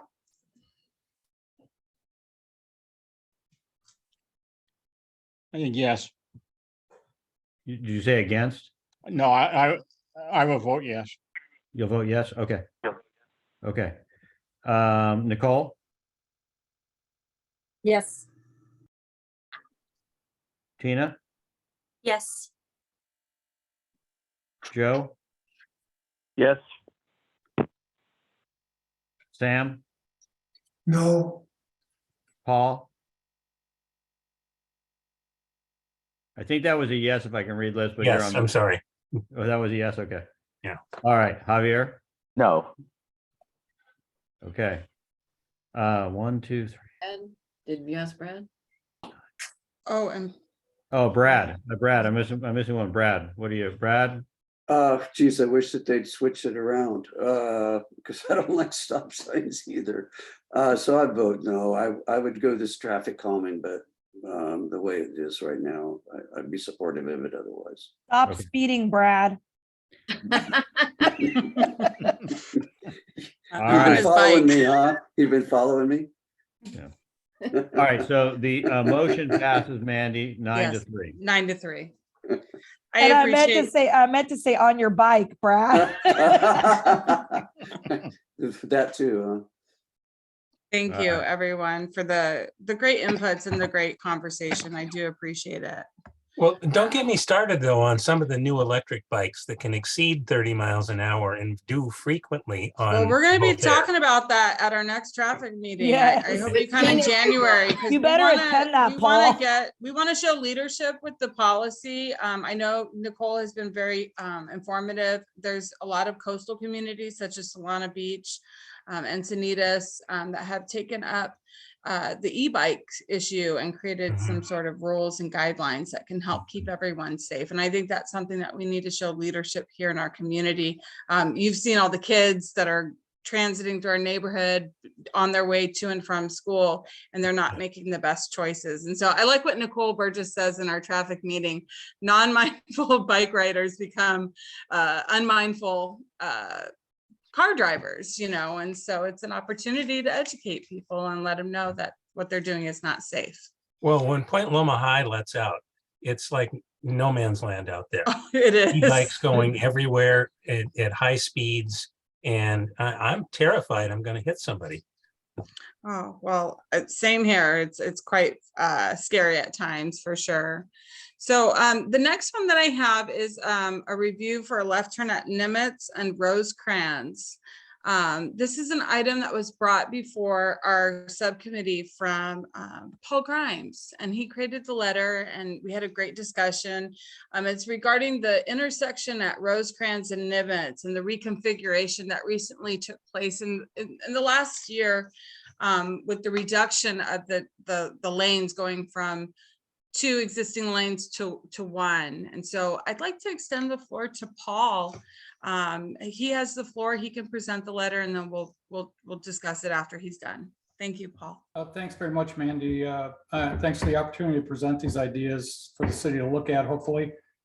I think it could improve traffic flow and also safety without it having any effect on bicycle lanes that have recently been approved.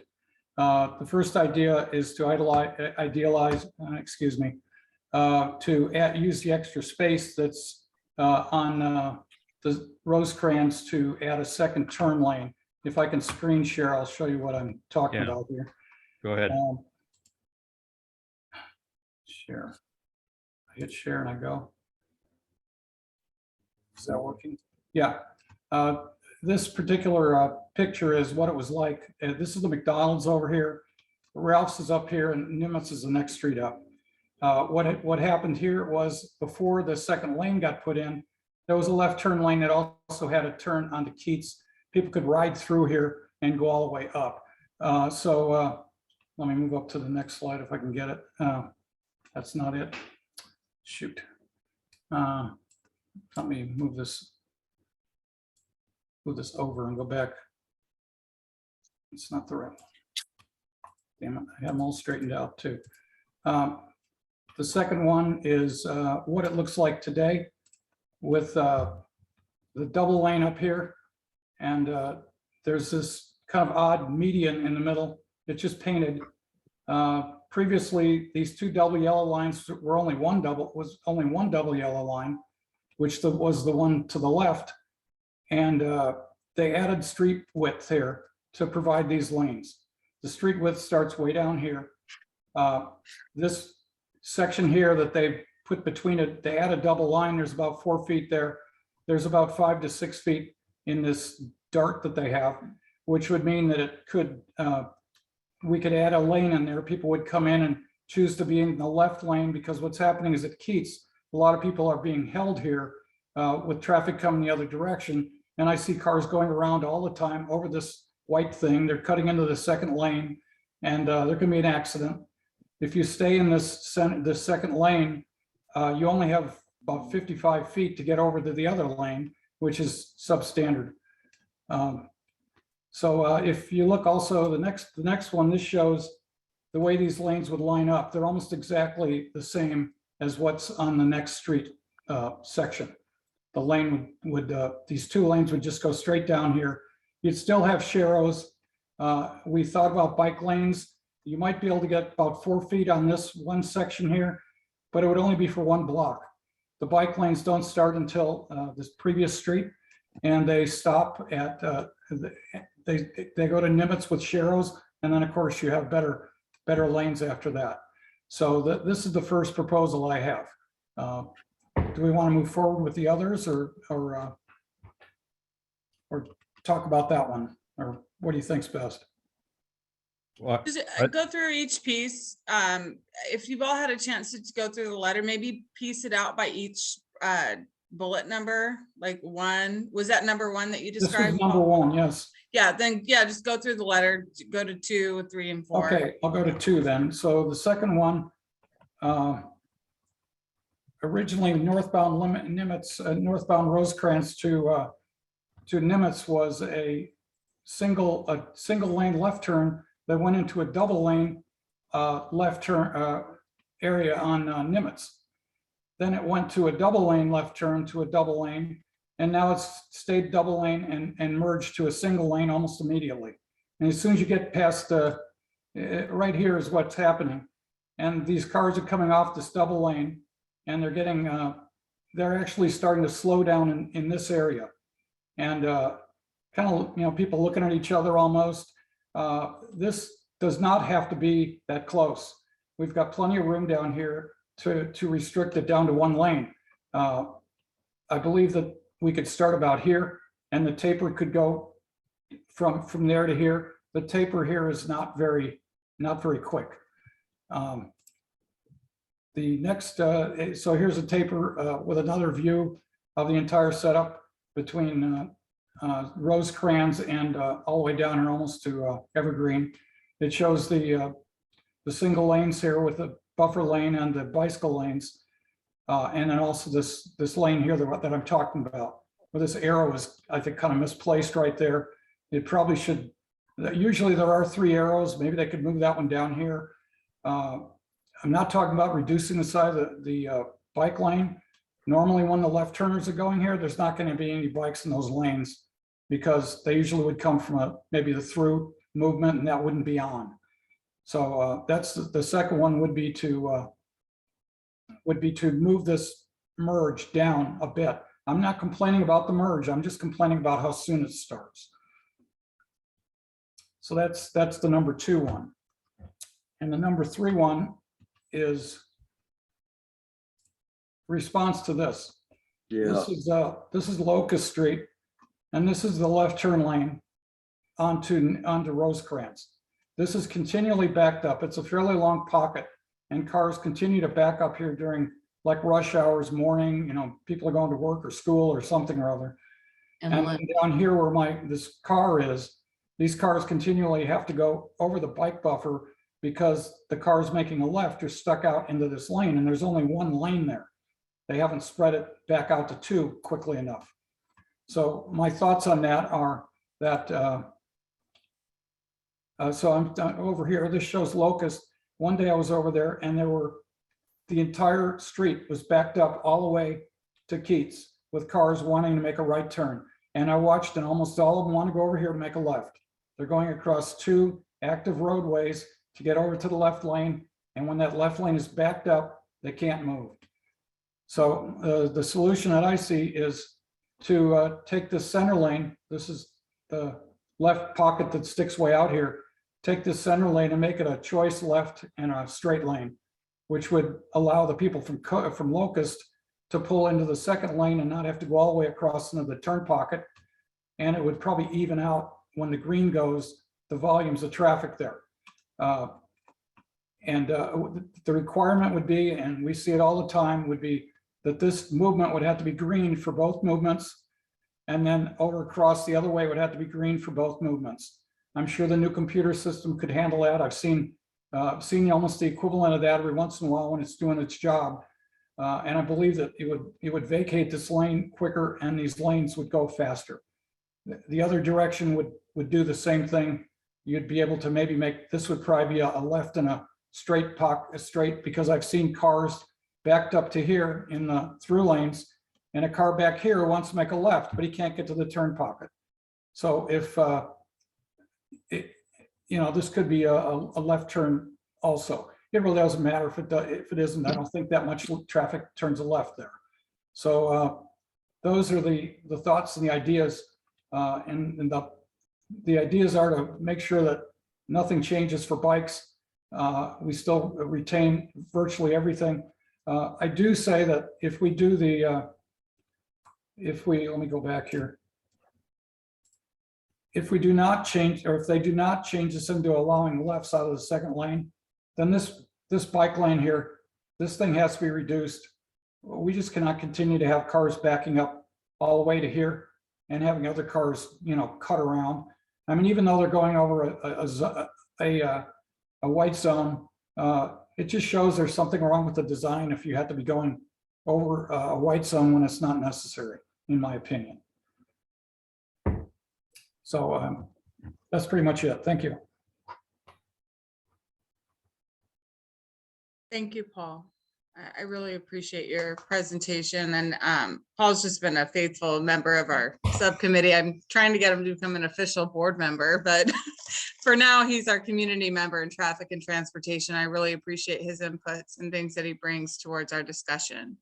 So right, I guess we'll open it up for discussion. Yeah, let's exit the screen share for now. And I don't know if people want to see, we can ask whether people want to see the letter, but I see Paul Webb. Let's ask some questions and we'll see where we go. Go ahead, Paul. You're on mute again, but. I want to thank Paul for bringing this up because frankly, as I approach the left turn on Nimitz from Rosecrans, I have no idea what I am supposed to do there. It is a non-standard design. I don't know what the city was thinking of when they decided to do it that way. If you look at the Caltrans Highway Design Manual, there's nothing like this in that manual. So this is something that needs to be addressed. I'm not sure what the answer is, but it is something that someone at the city needs to look at more carefully. Okay. I'll let Corla go. Does anybody need to see the letter that Mandy sent around? Everybody seen it? Okay, go ahead, Corla.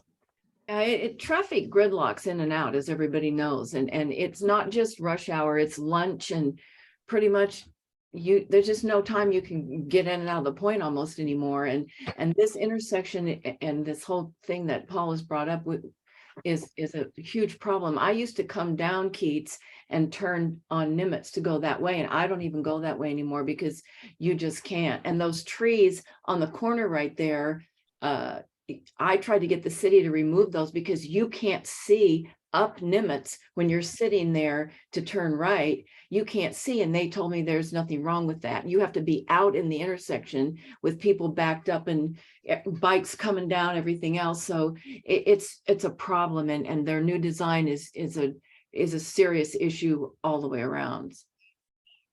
Okay. Javier? Yeah, I'm familiar with that intersection, and Paul is absolutely correct. I've been caught trying to get to Ralph's and not being able to make the turn. So I'll move to approve the item. Okay. Second. Who's second? Paul Webb? All right. Paul Webb, second. Okay, further discussion. I see Nicole's hand up. You're muted now, Nicole. There we Thanks. go. All right. So I appreciate the presentation. I was a no vote on this letter. I think it is trying to problems that city is actually trying to move people in different ways. So first of all, in point number 1, you can't ask for an extra travel lane and a bike lane because they both don't fit.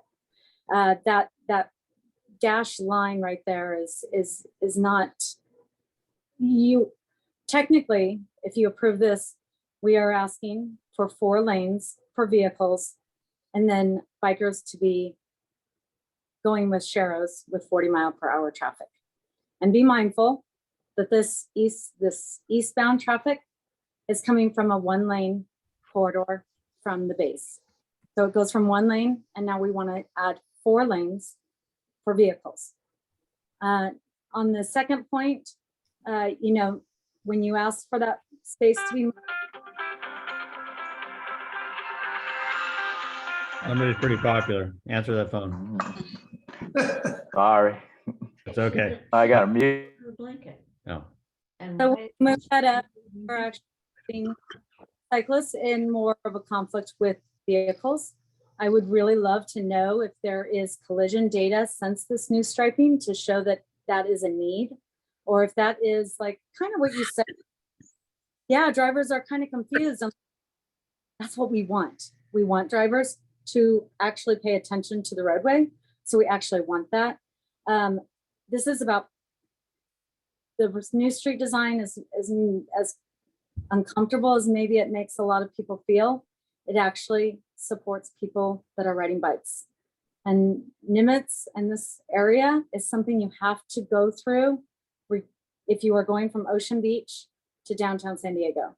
So this is just a corridor you have to go through. So as much as I hear all of you about congestion of cars, I want to be mindful that we want more people to ride and we want them to feel safe riding, and we want to provide the space. So on the third one, we have talking about moving more folks into that right turn lane. And as a bike rider, the dangers of going down in that right lane and then all the cars turning right and knowing where a biker is supposed to be, there's some, there's some recommendations that I'd like to see from a bike perspective. So when you're asking for these 3 recommendations, they all involve street striping. And street striping means you're grinding off the street and putting new striping on there. So that is not something that is lighthearted in San Diego, and we want to do it when we are doing it when we're resurfacing the project. So it might take 5 years, just letting you know for any of these recommendations. And I think that there's a better way to address all the safety concerns, because right now we're just looking at it as from a car perspective. And we never, this board never got to evaluate from Locust down to Rosecrans for recommendations for that and how to improve safety there for bikes. And so as much as I, understand congestion is a problem, I just want to let us all think about it. So a couple things in our past discussions: enforcement. So if people are crossing over wrong lines and going over curbs, that's something that we should have enforcement for and should highlight that. It's also about this item is moving traffic quickly as possible through an intersection, yet we just put a stop sign on Voltaire to slow traffic. And do you know what the congestion is going to be on Voltaire with a stop sign? And this is just part of traffic. So we have to start looking at the space for people who are the most vulnerable, and those are people on bikes and feet. So I thank you for hearing my comments. So Nicole, with your comment, what was the vote in committee on this letter? It was 5-2. In favor? Nicole was a no. And there was another one. Delana Purcell was also a no. All right. And then can I ask another question? I know that we've had people talk about the car perspective and the bike perspective. What about the pedestrian perspective? Does anybody care about the pedestrians getting across the intersection? I think that's definitely a valid issue. And I think it would enhance pedestrian safety there, just because, again, you know, when people are making that turn, there's a lot of confusion. And I know that it does, like Nicole's saying, create some sort of calming effect. But again, I believe it's creating an unsafe situation. Oh, like people almost died? Okay, sorry. We did have a death, a fatality out there on Rosecrans near that. And, you know, in this recommendation, should we be asking for LPIs? So that's lead pedestrian intervals, so that the pedestrians a right of way in the crosswalk gets them more visible. There should be bike boxes at the bottom of Nimitz so that bikers know that we don't want to be on the right curb, because that's the right turn conflict. So we should show them how to be in the lane and be in the right position. There's a lot of different paint treatments that need to be made if we're really going to look at taking away striping and putting new striping down.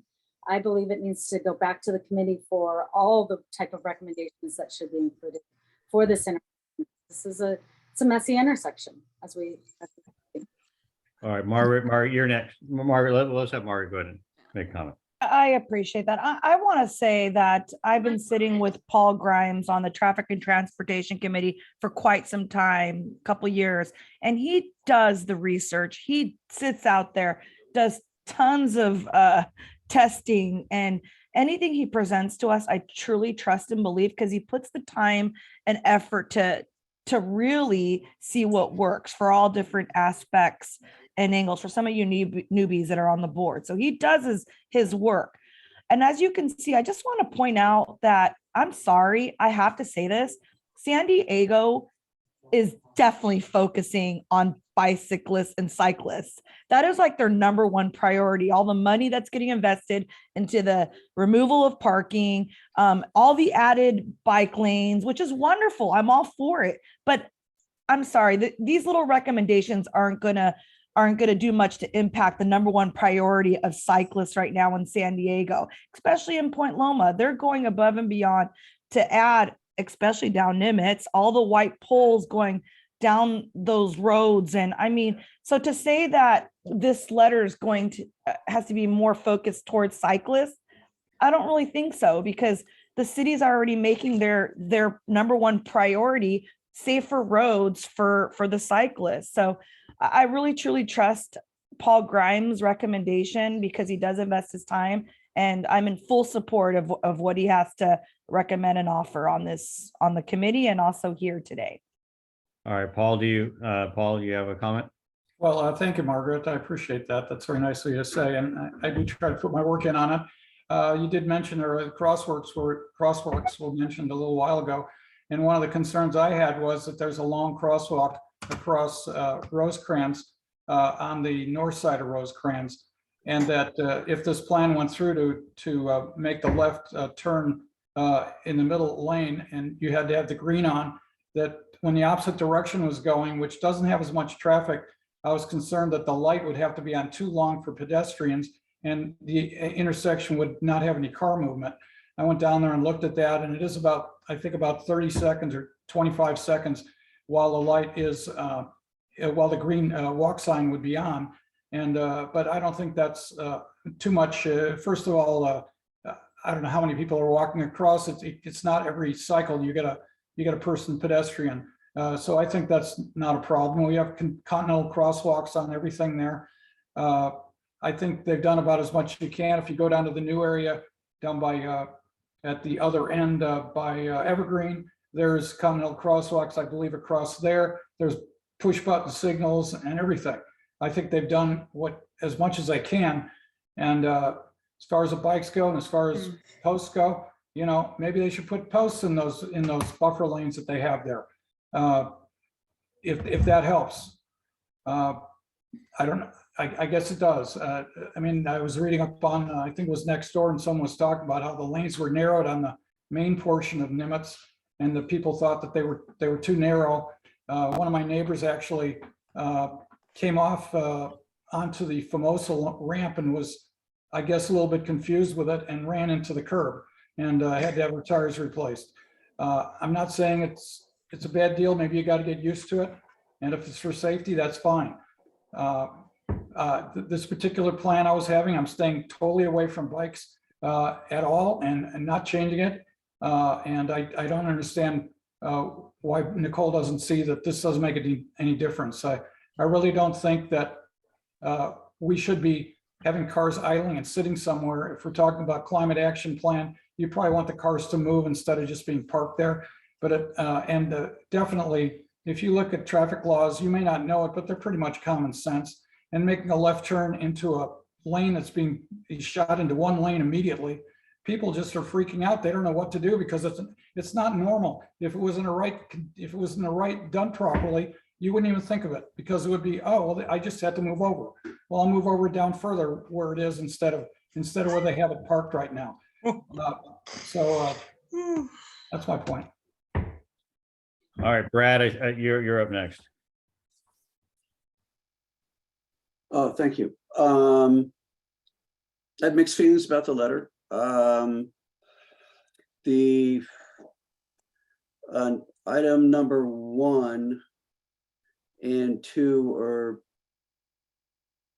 those are kind of associated, right? Because there's that little median, right? That I think the city made some comment about width-wise, and that's why they couldn't have the 2. Anyway, the observation I'm regarding on item number 2, Chatsworth to Catalina by All Souls is a 2 into 1. And that solved a big problem that we'd had a number of years ago with people making that left turn on Del Mar. So, I mean, I don't see why that's so problematic to merge together. I totally agree with number 3.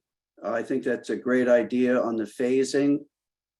And if you're going to ask for that, then you don't give it, say, number 4, don't give it away if you're asking for it. So I would get rid of number 4.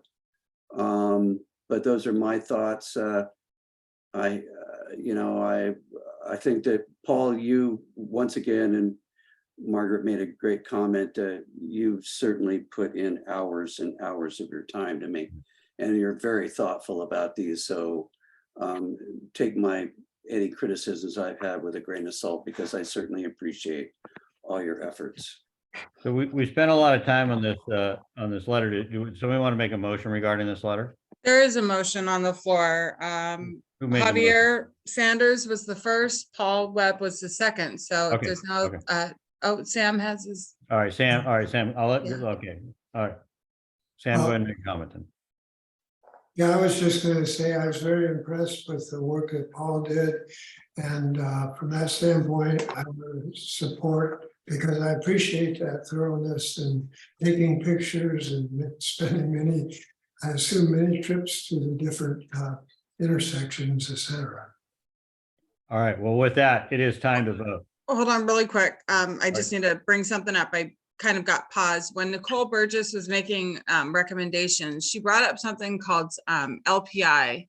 It's lead pedestrian lighting, where you basically, the light doesn't shift when it turns red to green. There's a delay, but the walk sign shifts from no walking to walk, and it allows the pedestrian to come out into the intersection first before the cars get the prompt, to move, and it does promote visibility. I'd like to make a recommendation to add that friendly amendment to the letter, if everyone would approve, and if Paul would be so okay with that. Paul? Yes. Mayor made the motion. Paul, you're muted.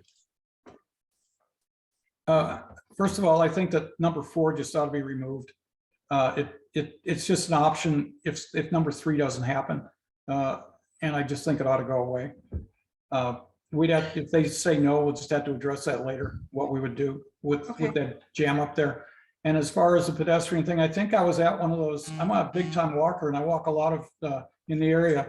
And I think I came across one of those and I was just like totally confused. And I just started moving and I said, what is this? They've still got a red. I did not trust it. The advanced light. Maybe if you put a sign underneath it or that said you're getting a jump start, that would be a way to go. But turning something on when everyone else isn't moving and you just think that maybe somebody's going the other direction. I don't support that. Okay. Okay, so Fred, as the maker of the motion, I'll amend the motion to delete item 4. Okay. Okay. So Javier accepts that. Okay, are you okay seconding that, Paul? the second, The 4th paragraph. right. Okay, so Javier is willing to take the 4th paragraph out. Who was the second? Paul Webb. Paul? I was the second, and honestly, I'm not sure. I withdraw my second. Okay. Okay, All right. I just wanted to make a quick comment, Fred. I mean, it doesn't really address the letter. Go ahead, Brad. We always like to hear from you. Go ahead. Right. Regarding the, what did you call it? The delayed lights with the pedestrian- the LPI. The LPI. All throughout the city of San Francisco, everywhere. And everybody uses them and starts walking before the cars move. And, I think it's just exposure, once you get used to them. It's a little bit like countdown timers on every intersection in San Francisco. They're just really a benefit to everybody, pedestrian, bike riders, and automobiles. It just makes everybody more informed. Hey, Mandy, can you read that 4th paragraph, please? Sure. The 4th paragraph reads, Please, thank you, because I don't have if it. splitting, so basically the reason is in the 3rd paragraph, he's asking, but then what he says in the 4th, he says, if splitting the green phases of Nimitz traffic is not deemed feasible, the end of the lane reduction on eastbound Nimitz needs to be moved farther east to prevent vehicles from driving over the bike buffer. And Paul's recommendation to, Brad's recommendation to Paul was to remove that because he was kind of undoing his ask in the 3rd paragraph and giving the city an out per se. So he felt like it would be a stronger argument to remove that 4th paragraph and just keep the ask to the 3rd. Let me just go to Paul Webb really quick because he's got experience stuff and some stuff too. So Paul, what would be your concern in not seconding that? You want to see that happen, or I'm just curious before I vote. Sure, because I'm not sure what it means to withdraw that. Okay, understood. I'm in favor of approving Paul's letter as it is written. As it is written. Okay, same. All right. Do we need a second for the? Well, we have, right now we have, An amended motion. we have Javier has amended his motion to take out number 4, but I don't know if you want to put back number 4 back. I have no problem putting it back. I thought that's the way the committee wanted to go. So yeah. All right. So why don't Javier, do you put want to it make a motion to approve the letter as is? I'll make a motion. Sorry, to Fred, approve the because letter as is. before I vote, I just want to make sure I hear all the community members. And Paul, you had your hand up, Grimes? Yes, think I was just going to say on number 4, the knowing that the city is very concerned about bike lanes, I was just pointing out, kind of saying, you kind of better do something with number 3, or look what you're going to have to do. You're going to have problems back there that's going to affect the bike lane in some way or other. You either got to put a second lane in, or you're going to have people driving close to the bike lane or maybe even on the bike lane to swerve around some traffic. I've seen cars that are actually coming out of Locust that like pull into the middle of the street to wait for the left turn lane to be open, and they're basically blocking almost the entire roadway. So if you don't fix the left turn volume problem, then I think we're going to ask that they will have a problem down further. I know they don't want to take that out, and I don't want to either. But I just thought that if it's going to pass with or without it, I'm for it either way. I was just trying to. It was kind of just to explain to the city, if you don't do that, you're going to have a problem somewhere else. I'm not really asking for that to happen. I don't want that to happen. So All right, Nicole, you got a comment? You're on mute though. Yeah, thanks. And I just want to mention again that you have a conflict in number 1. You cannot fit a vehicle lane and a bike lane in that space. So just, you have to decide as a board what is more important. And then number 2, your LPIs, like Brad says, is a Vision Zero strategy that they're using all throughout city of San Diego. And they actually add a no turn on red sign with those LPIs. So it's something that we want to do for pedestrian safety, in my opinion. Okay, so we have all that. So Javier, you want, we don't really have a motion that's been seconded, so we're square one. Javier, I'll leave it to you to make a motion. You know what? I'm gonna make a motion to approve the letter as is, so we can move it forward. So I think Paul has spent a lot of time, and we've had a long debate and discussion, and there seems to be mixed opinions on the LPI also right now. So I'm just going to approve it as is. Okay, and Paul Webb second. Okay. All right, we've had lots of discussion. Do we need any further discussion? Okay. All right, we're going to do a roll call. So the motion is to approve the letter as is, and you're up first, Margaret. Yes, and thank you, Paul Grimes. Angela. Yes. Corla. Yes. Mandy. Yes. Don. Yes. That would get us to Nicole. No. Tina. Yes. Joe. Yes. Sam. Yes. That was a yes, right, Sam? Yes. Okay. Paul Webb. Yes. Javier. Yes. Brad. Reluctantly, no. Okay, that passes 10-2. There we go.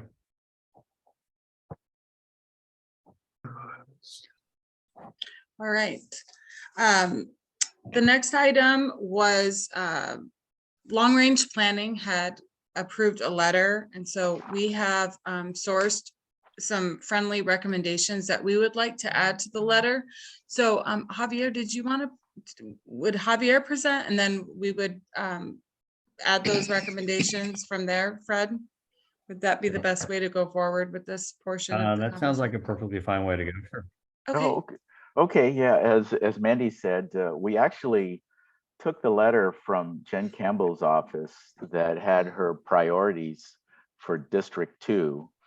And what the subcommittee wanted to do was to take a look at her letter and try to help make priorities. As you guys all know, the city has a $4 billion CIP deficit.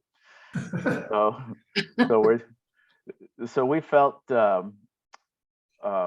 if we highlighted 6 of our top priorities, hopefully the top 6 would continue to move forward in consideration of the city's CIP deficit.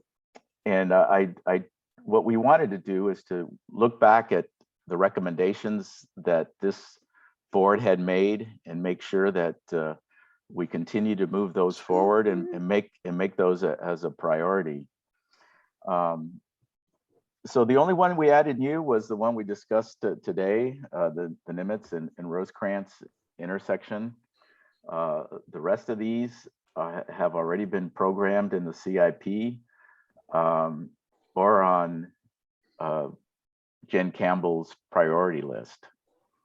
And we felt that it would be appropriate for us to pass it on, our recommendations, to Mandy's transportation subcommittee so they can take a look at it and if they wanted to add or amend it. 6 isn't a magic number, but we did want to keep it to our highest priorities. So with that, I'll pass it over to you, Mandy. So can you just go over this, just identify the 6 priorities that long range planning did, so to make sure everybody's on the same page? Okay, yeah. And these are in no real order. We just wanted to say, hey, these are our priorities. And first on the top of the list was the Chatsworth Boulevard and Pedestrian Refuge Island. And that's already ongoing. The city has started the design on that project. And I know this group is highly supportive of that project. The traffic calming measures at Nimitz and Evergreen, as I understand, design has started on that project. We weren't able to find an ID project, and I don't know, Brad, if you're able to get some more information on that. No.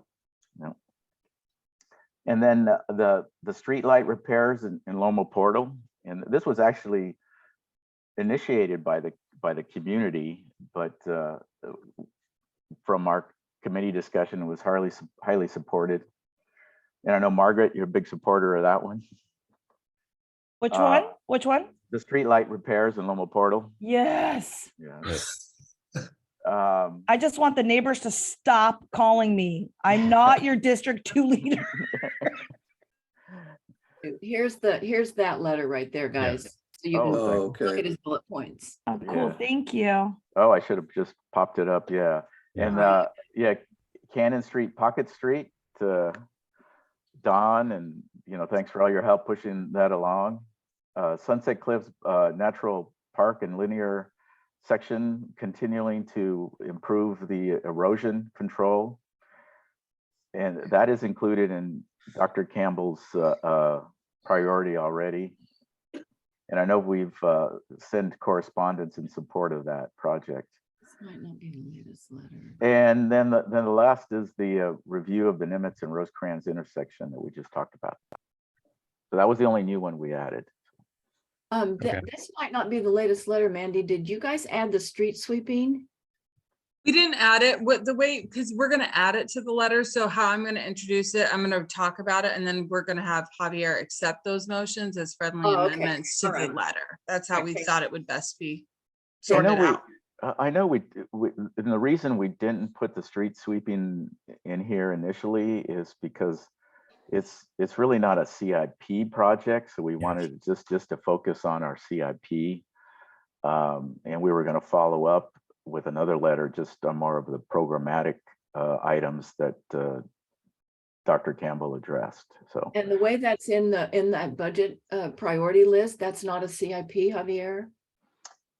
No, it doesn't come out of the capital improvement program. It's funded by it's a general fund, but it's out of their general services. So, but we're not restricted to just CIP. Yeah. I believe these are budget priorities, so that would still make it a justifiable ask, even though it's not a CIP. Right, project. but one of the things people have been asking for us is to weigh in on the CIP big project. So I mean, I don't know if we want to get distracted on.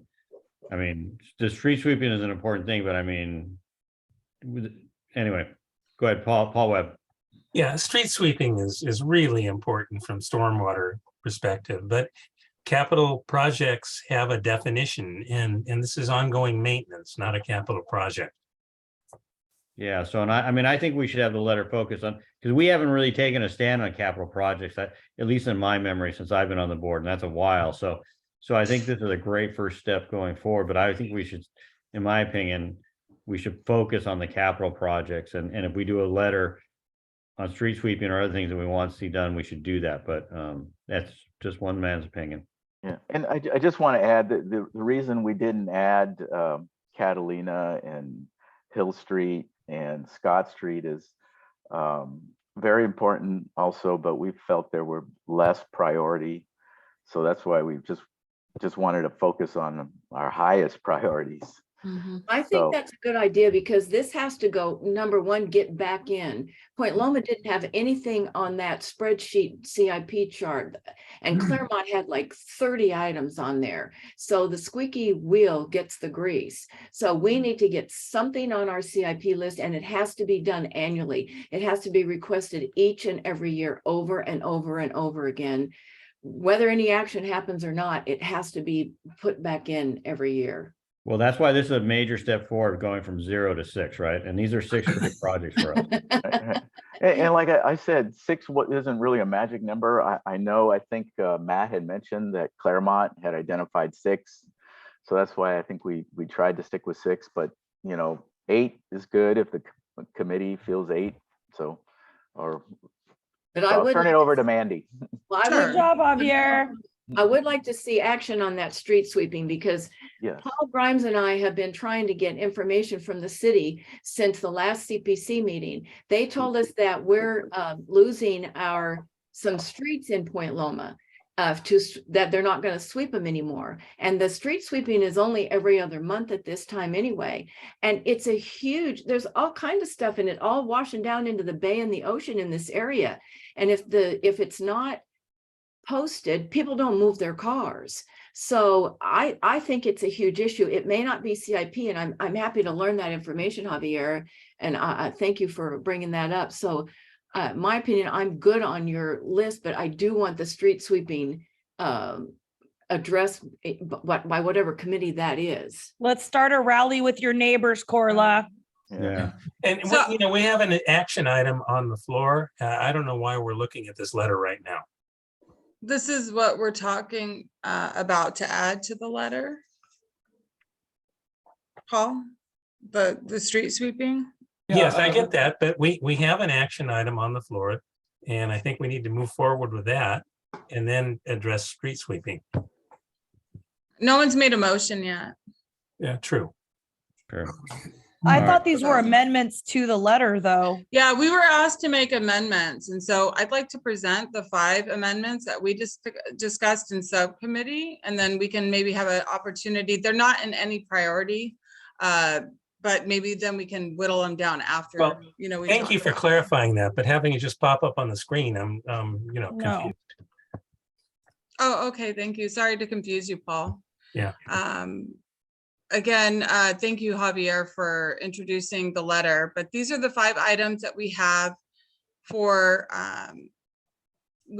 listed to add to the budget priority. One being the Froude and Voltaire flashing beacon. It's not a CIP, but it was listed specifically in last year's memo from our council member, and it has yet to be realized.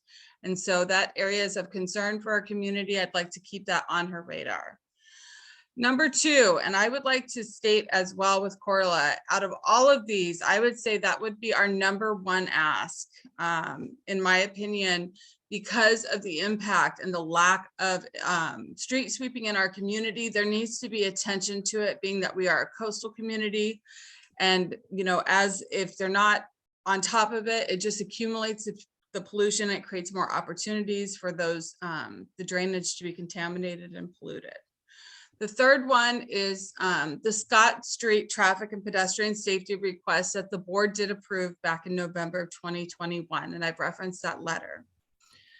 The fourth one is the K Street design of Catalina, Santa Barbara, and Hill Street. We did request an approval of that. Since that's happened, we have noticed that there has been a slight change to that intersection. They removed the solid line that it kind of looked like a keep clear. People thought it was a stop sign, but it wasn't. And so they would stop short and cause issues there. And then the final one would be at the Nimitz and I-8, the traffic safety request that we approved back in November as well. And so I can remove the screen sharing and we can have a discussion about. Well, I'm going to point out once again, with the exception of item number 1, nothing else in this letter is actually a capital improvement project. Yeah, and I guess that I'm, again, my opinion is I agree with that. And I think that, it really takes away from our attempt to try to get involved in the Yes. capital projects by watering down the letter with other things. And to be candid, if anybody ever watches the recording, we've got nothing out of Jen Campbell's office. So asking for 6 things that are concrete that she could do, and if she did these 6 things, it would be an act of God. So asking for another 5 or 6 is just not going to do anything. But anyway, that's just my opinion. I guess my understanding was that it was either budget or CIP. It wasn't just specifically to CIP, that there were budget priorities, and being that this cycle that we would have an opportunity to lift that up, not necessarily CIP. So if the future of this is that you only want CIP, then technically none of these would qualify for that.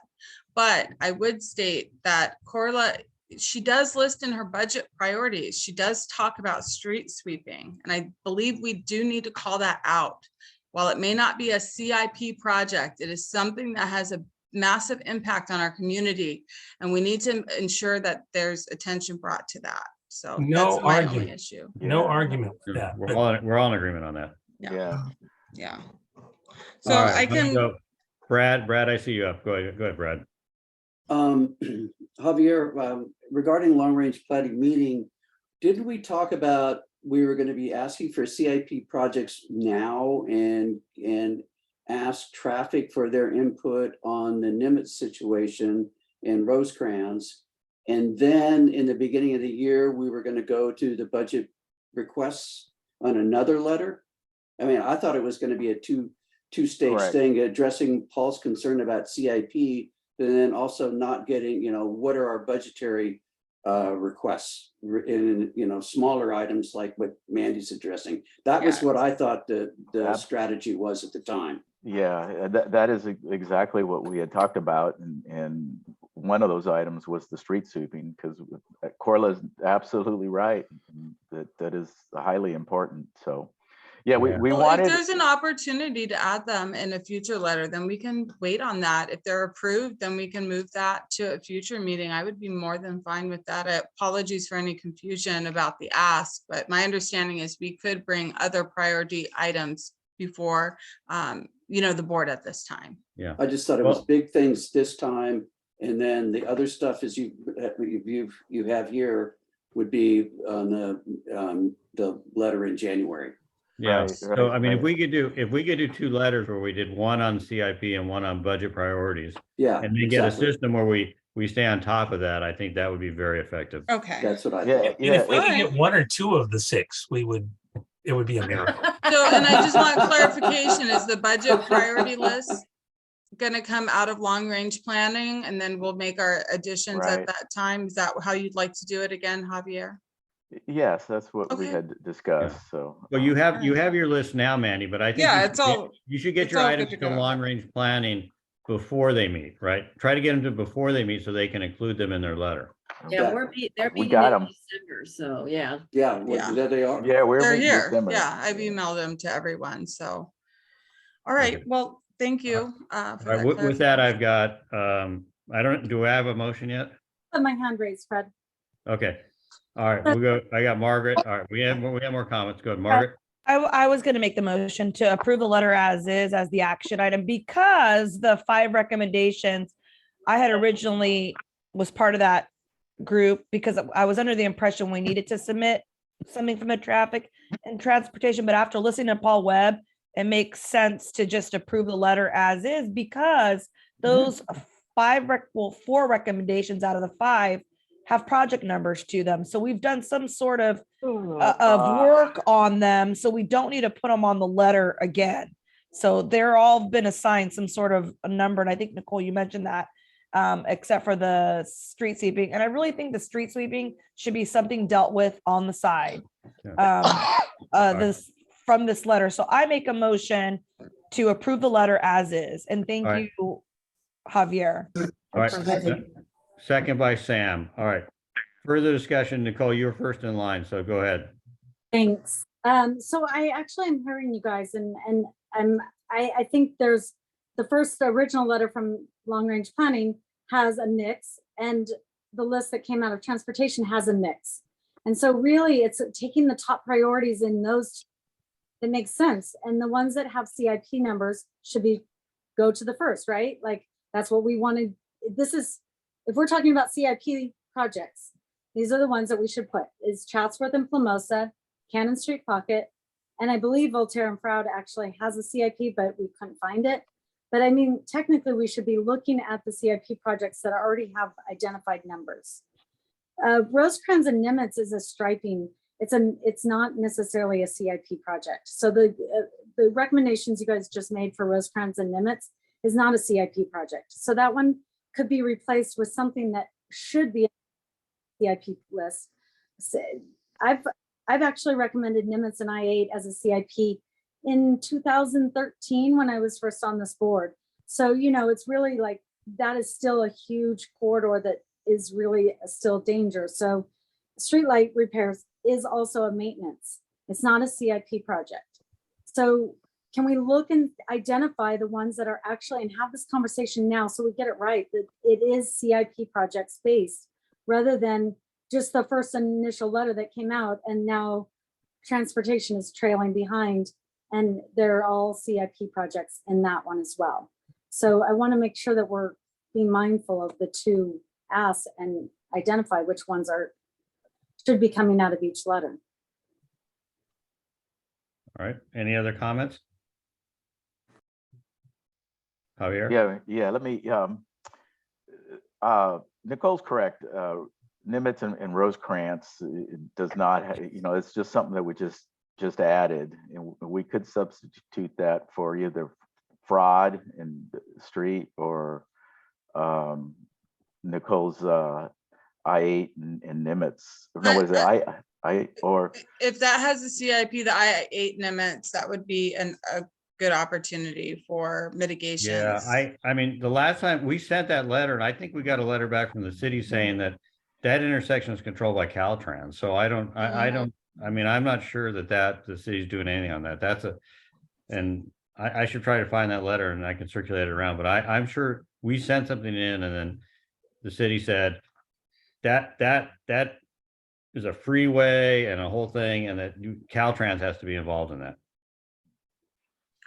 so, and then just a final comment on the streetlights. Technically, it is a maintenance, but they do have an annual CIP budget for lighting and maintenance. So I feel that we should keep that in there. Hopefully they can budget it in their CIP maintenance and contract it out rather than doing it in-house. I would highly recommend that. I haven't, I spoke, well, basically the OB Town Council, the advocacy subcommittee is going to bring an ask to the city with all the community stakeholders. And I think that would be very helpful to have that, because with the backlog of the lighting issues, we're going to ask that they subcontract out to electrical engineers to help remedy this issue rather than just wait for the lack of staffing on the city's part. So I would appreciate that, Javier, if it Those stayed. Loma Portal lights are historical as well. I think that puts it in a different light, in my opinion. I'm not. It does. With the conversations I've had with the city and Jen Campbell's office, it's a total different project, but they're classifying under that budget that's on the letter, Javier, which baffles me because I think we should. I think we should leave it. It requires way more difficulties in fixing those streetlights than your normal modernized lights that we have in our community. That's why they're not fixed yet. All right, we have a motion on there to approve the letter as is. Don, do you have a comment? Do you have a comment? Yeah, are these 5 things, are they in the letter as is, or are they amendments to the letter? There's 6 things that are in the letter. There's 6 things that are in the letter, which include the Cannon Street Pocket Park. Well, and it includes the street sweeping. I'm very confused. Street sweeping is an add-on. That's what we had them go over. It's the Chatsworth Boulevard, pedestrian refuge island, the traffic calming Nimitz and Evergreen, streetlights in Loma Portal, Cannon Street Pocket Park, Sunset Cliffs Park, the erosion, and the Nimitz and Rosecrans intersection. I'm going to share that letter again real quick, Fred. Just a second. Make sure everybody Can you knows. expand it? It's really hard to. Maybe. And this is the letter, I think I got. Yeah, this it's getting letter better. Yeah. That I sent around on Monday.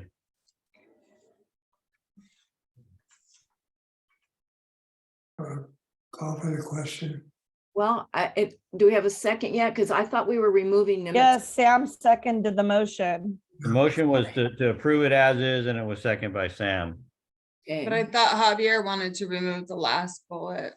No, I would just threw it out as I was. My addressing motion was not, Nicole. my motion was not to remove anything. All right, and I Sam's called the question, so if we go out of screen share, I'm gonna call the roll to see if we're gonna approve the letter as is. Yes. All right, and we're gonna start with you first, Margaret. Yes. Okay. Angela, Yes. Corla. Oh, yeah, I guess. Yes. Yeah, I guess. Okay. Mandy, Yes. Don, Yes. oh, okay, sorry. Nicole, No. Tina, Yes. Joe, Yes. Sam, Yes. Paul, Yes. Javier, Yes. Brad. Yes. Okay, there we go. 11-1 passes. Thank you. That was a very good discussion, though. Awesome. And then the final action item, and so again, just for clarification, we have those, they're not in any particular order. Do we need to, that's something we voted and approved on. So will that go in the next letter that Javier creates out of long range planning for the budget priorities? Or do we need to go through this again? Through the subcommittee?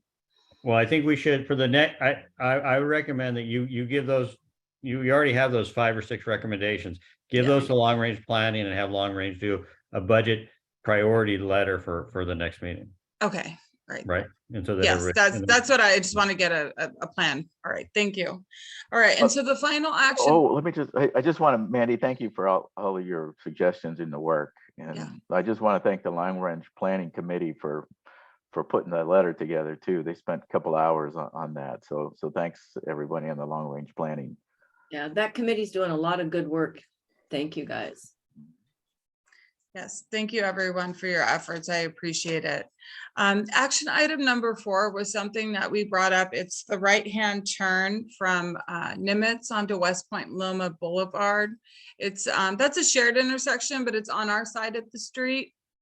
And we actually tabled that item. We're going to bring that up for discussion as an action item at our January Traffic and Transportation Subcommittee meeting. Because our meeting just went long with our other action items. We weren't able to really address that, but it gives us some time to think about what would be an appropriate mitigation for that area. It got some news attention. I did not identify any of the neighbors who were calling out the issue, but hopefully, you know, we can think about it and come up with some ideas for that intersection. So that concludes all of my action items. Well, good job. That was a very productive meeting. We had a lot of stuff. Joe, you did great in project review. I think the Midway Rising was great.